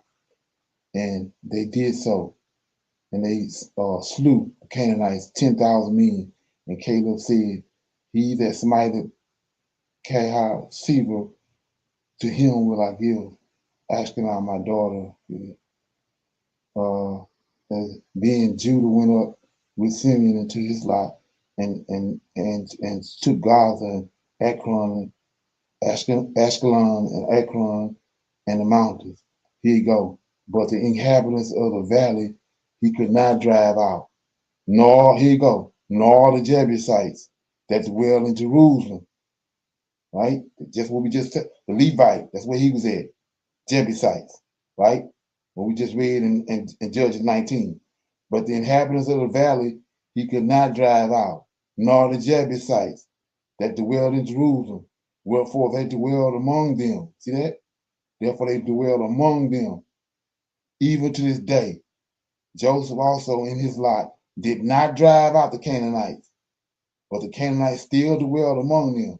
Manasseh in his lot did not utterly drive them out, for the Canaanites would dwell in Megiddo, Dor, Tanakh, and Bethlehem. Neither did Ephraim. Here we go. This is where the Levite was at. Neither did the Ephraim drive out the Canaanites. Now here you go. But they dwelt with them in Gaza. And the children of Zebulun made the inhabitants of Kitron and Mizah their tributaries. The children of Asher also dwelt among the Canaanites, the inhabitants of the land, right? These are cities called Zidon, Ahad, Akazib, Hevlah, Apak, and Rehab. Neither did Naphtali drive out the Canaanites. Nevertheless made they the inhabitants of Bishma Bathna tributaries. So also the tribe of Dan dwelt among the Canaanites. And it came to pass when the tribes of the children of Israel had gone up against us unto his lot, that Phinehas the priest spake unto the children of Israel and said, What is this that thou hast done? Moses, the servant of the Lord, said unto you, Ye shall surely drive out all the inhabitants of the land.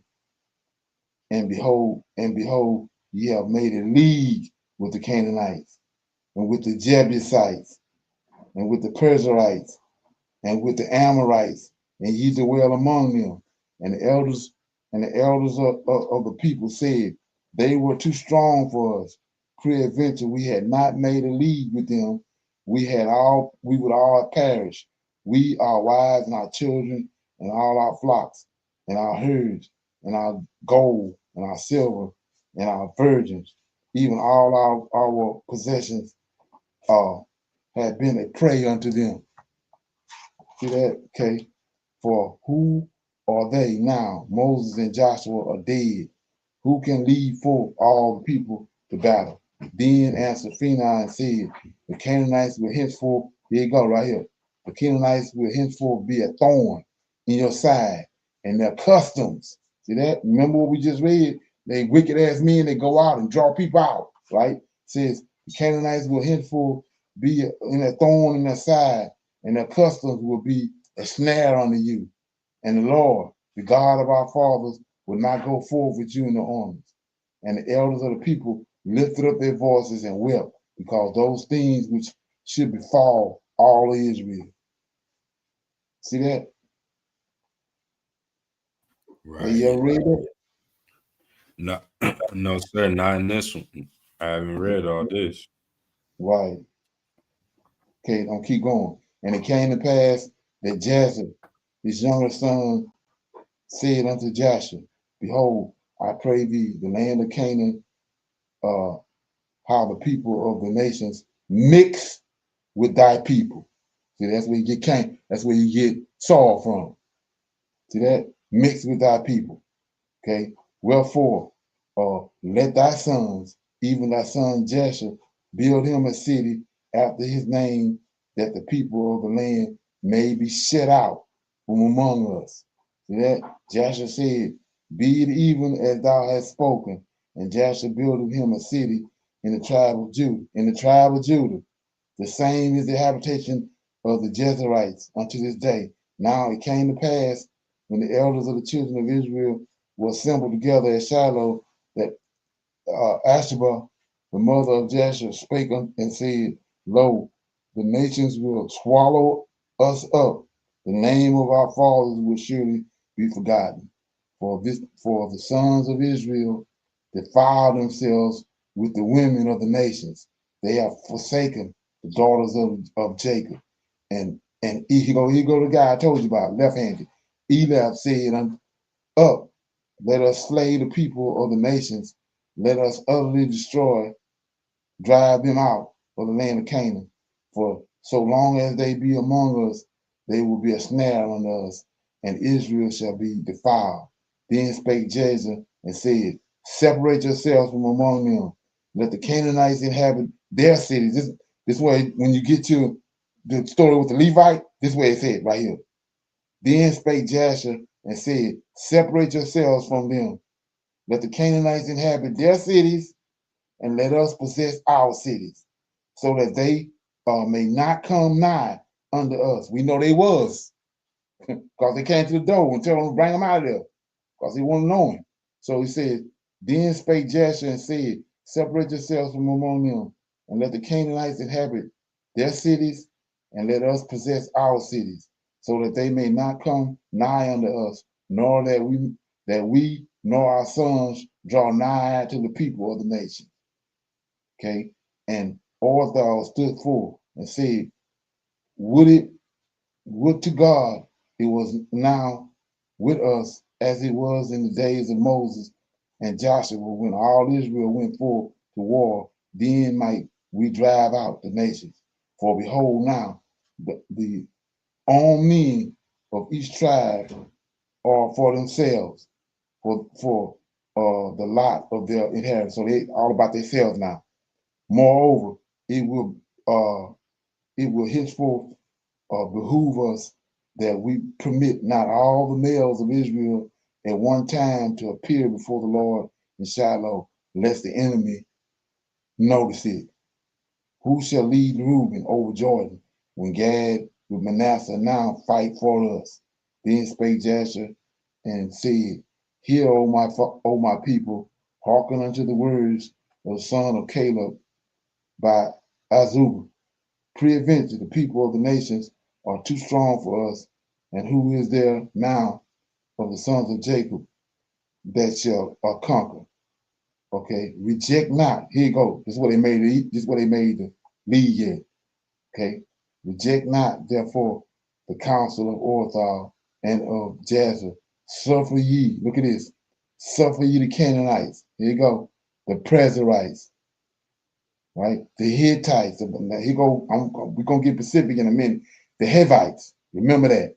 The Hivites and the Amorites to dwell in their cities, and besides the cities we possess of the nation taken in the war, let us build cities for our increase, and for our sons and our daughters, and their cities, that they dwell therein and serve the Lord, the God of Abraham, the God of Isaac, and the God of Jacob, who have brought us out from under the bondage of Egypt unto the promised land, a land flowing with milk and honey. So shall we and those who came after us be separate people. See that? Ain't the same people. Separate people, sanctified unto the Lord. Moreover, thus hath said the Lord by the mouth of his servant Moses, your sons shall not take the wife of the daughters of the children of Canaan, lest they be cut off from the congregation.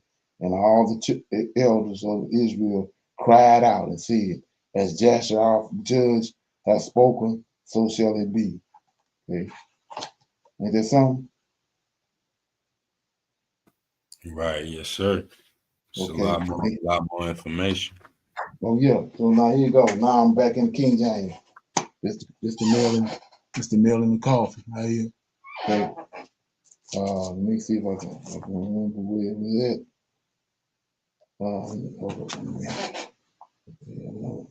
Let me get it. Okay. Yeah, I'm in Joshua. I'm starting in chapter 9. But this where I had to read all that to read this. Okay, so now I'm in Joshua 9.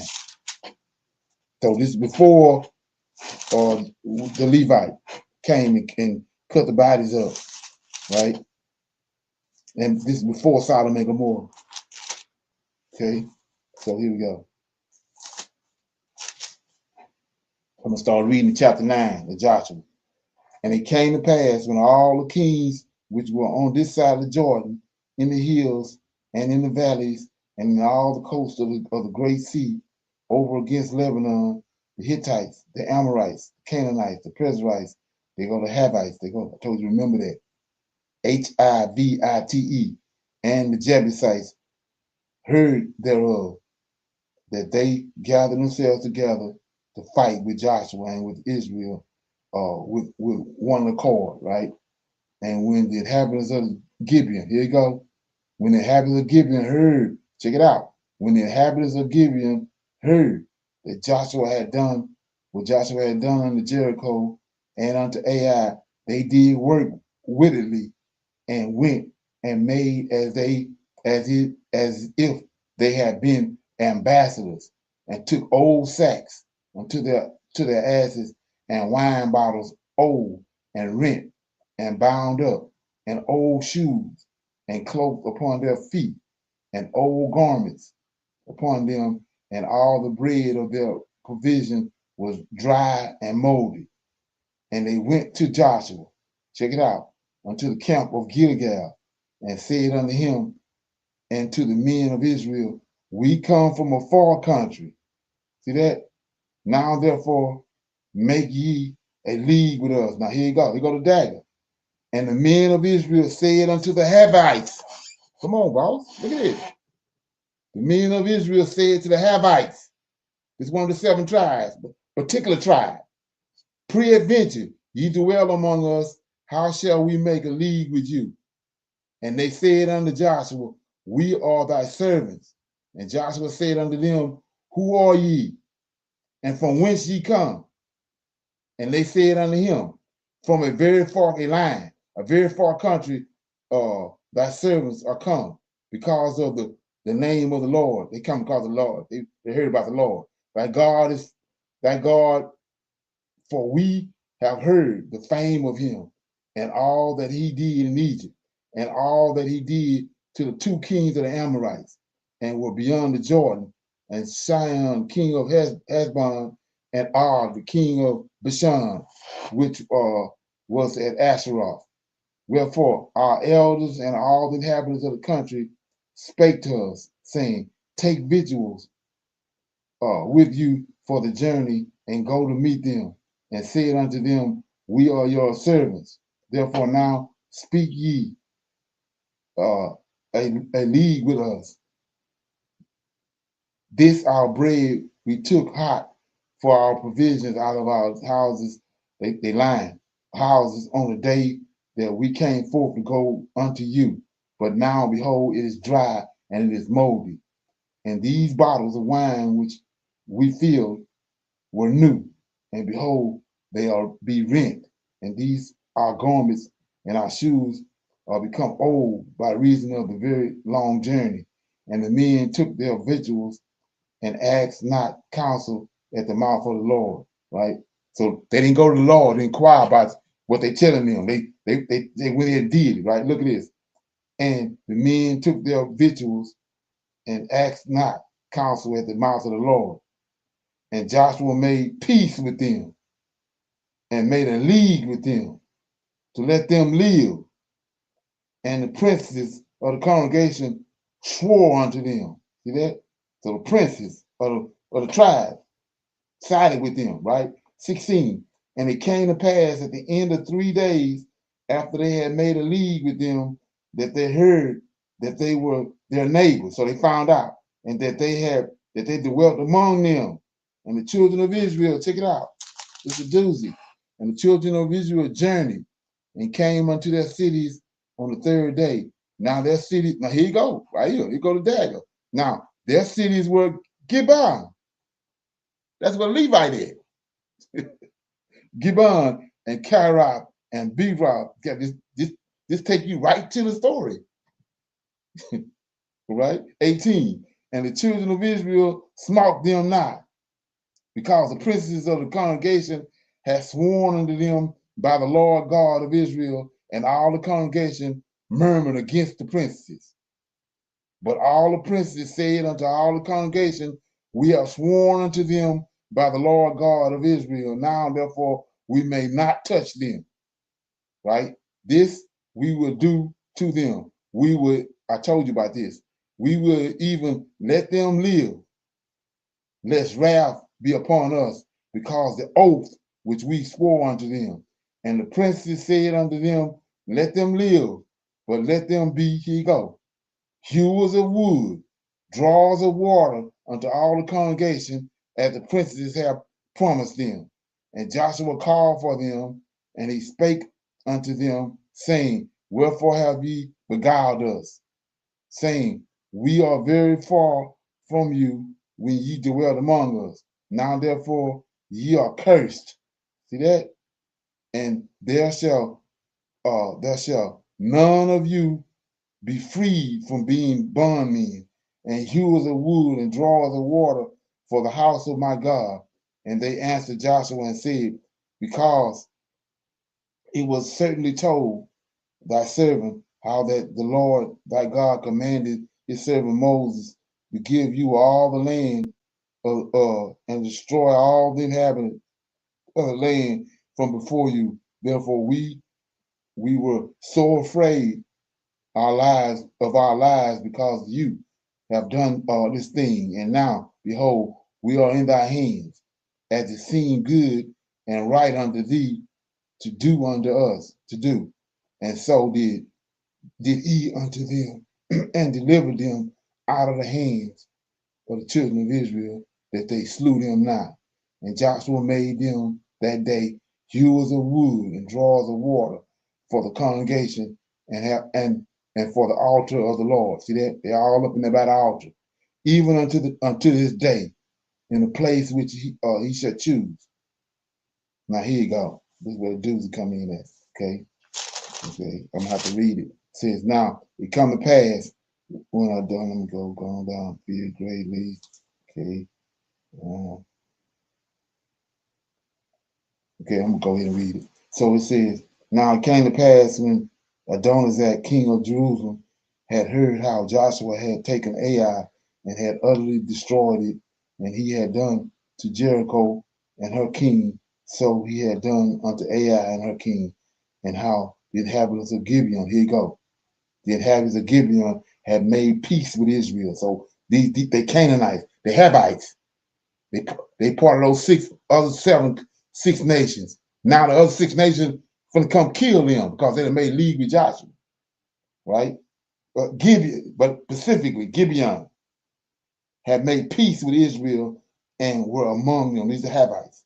2, that they feared greatly because of Gibeon was a great city as one of the royal cities, and because it was greater than Ai, and all the men thereof were mightier.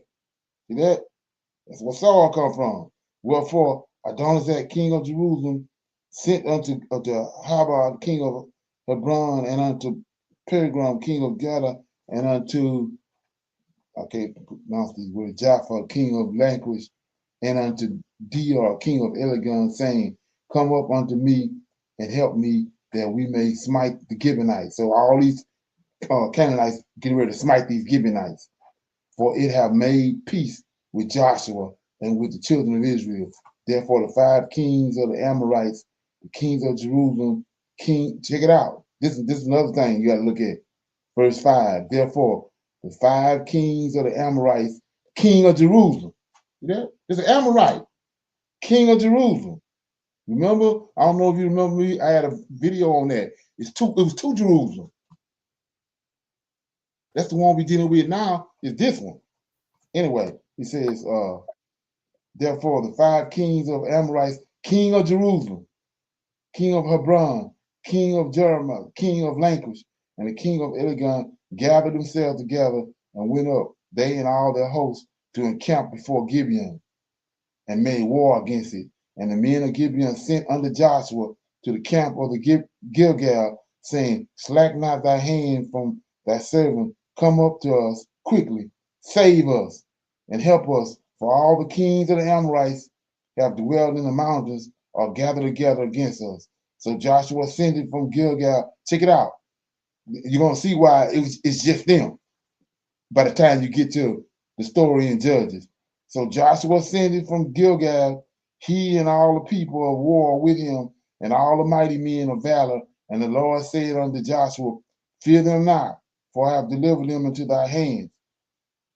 There shall not be a man of them standing before thee, right? And Joshua therefore came unto them suddenly and went up from Gilgal all night. And the Lord discomfited them before Israel, slew them with a great slaughter at Gibeon, and ceased and chased them along the way that goeth up to Bekron, and smote them to Azar and unto Midian. And it came to pass, they fled from before Israel and were in the going down of Betron, that the Lord cast down great stones from the heavens among them until Ascap, and they died. They were more which died with hailstones than they whom the children of Israel had slew with the sword. So here we go, right here, 12. So this is the story about the sun going down. It's tied to these Gibeonites. Okay? So anyway, I'll read 12, then I'm going to skip it. Then spake Joshua to the Lord in that day when the Lord delivered up the Amorites before the children of Israel, and said in the sight of Israel, sun, stand still. Look at this. Sun, stand still upon Gibeon, and thou moon in the valley of Aglon. And the sun stood still, and the moon stayed until the people had avenged themselves upon their enemies. Is not this written in the book of Jasher? So the sun stood still in the midst of the heavens and hastened not to go down about them. Okay, I want to go somewhere else. One more place. I want to show you this right quick. Okay. Okay.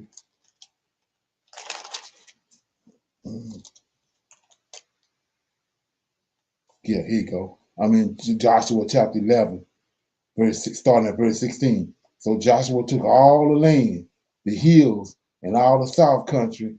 This Joshua. So Joshua took all the land, the hills, all the south country, all the land of Goshen, and the valley, and the plains, and the mountains of Israel, and the valley of the same, even from the mount of Halak that goeth up to Seir, even unto Baal-gad in the valley of Lebanon, under the mount of Hermon. And all their kings he took, and smote them, and slew them. Now here you go the dagger. Joshua made war a long time with all those kings. There was not a city that made peace with the children of Israel, save the Havites. Look at that, boss. Save the Havites, the inhabitants of Gibeon. All others, they killed them. These are the men of Belial right here. Ain't that something?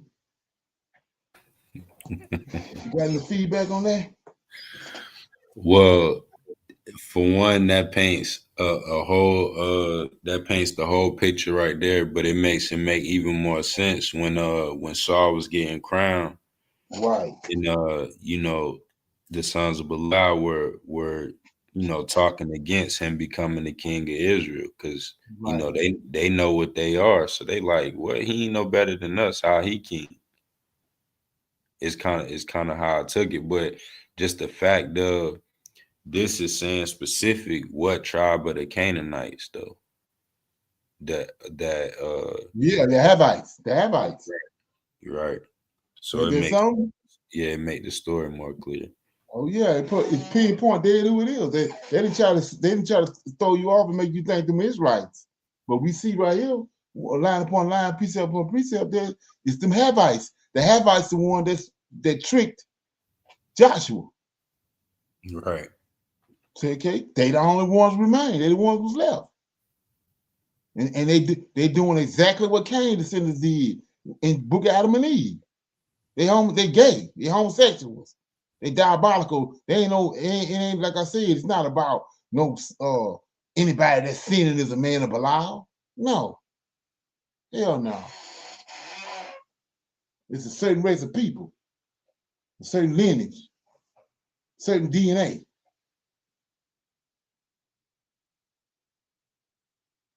and they still here. They're descendants. Okay? Ain't that something? Right, yes, sir. And they still here, and they doing the same things as their forefathers. Right. Sons of Belial. Ain't that something? Yes, sir. Okay. So with that being said, we're gonna pick a scripture right quick, and then we'll read it, and then we'll talk about it, and then we'll close out. Right, and Brother Leonard, I think now I got the one we was looking for in Second Esdras, chapter 6, in verse 55, and it says, "In all this I have spoken before you, O Lord, because you have said that it was for us that you created this world. As for the other nations that didn't descend from Adam, you have said that they are nothing, and they are like spittle." Yeah, that's it right there. Okay, and you have compared their abundance to a drop from a bucket. And now, Right. O Lord, these nations, which are reputed to be as nothing, domineer over us and devour us. Exactly. That's Ezra. What? Second Ezra. Second Ezra chapter 6, verses 55 through 57. Okay. Yeah. It's been a while since I dealt with that. But yeah, so right there, point blank, I'm telling you so this right here shows you that that's where the worthlessness and it's not talking about no somebody that's worthless. He's saying they're worthless because of their origins, where they came from. Right. It's a lineage. Right. Worthless. They're not, they ain't gonna never do right because of where they came from. Mm-hmm. Foolish nations. Right. Is that so? Sure.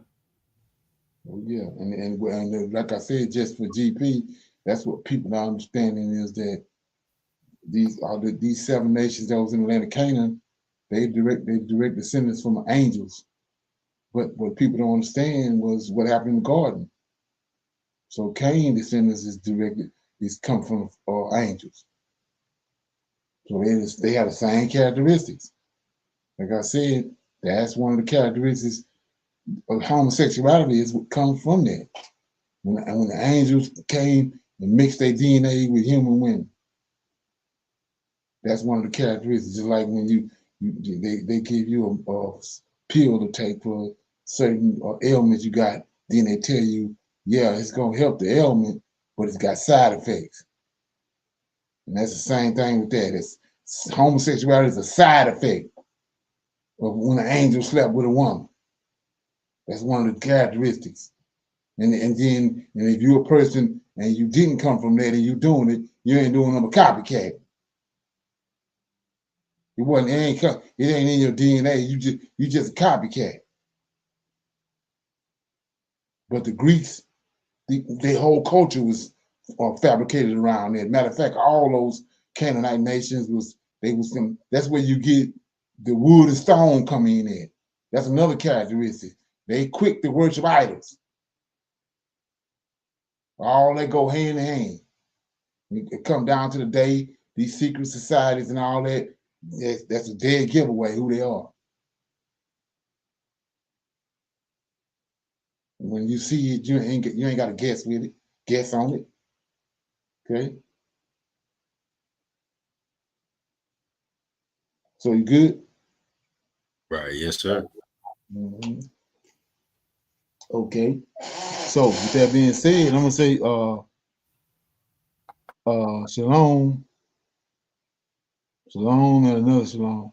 I see everybody. We got our reading through the Tanakh tomorrow night. Okay, we'll read 5 chapters and break them down. Read them and break them down. Shalom, shalom, and another shalom. Shalom. I highly recommend that you get this book and you read it because it's a must that you understand who God head is in the order that's in the Old Testament and Tanakh, because it's not the same as in the New Testament. And when you read this and you get an understanding, then the scriptures open up, and then you begin to understand. So I highly recommend that you get this book. It's the Elohim of Israel, and it's a breakdown on the word Elohim and who the God of Israel is, and the Godhead.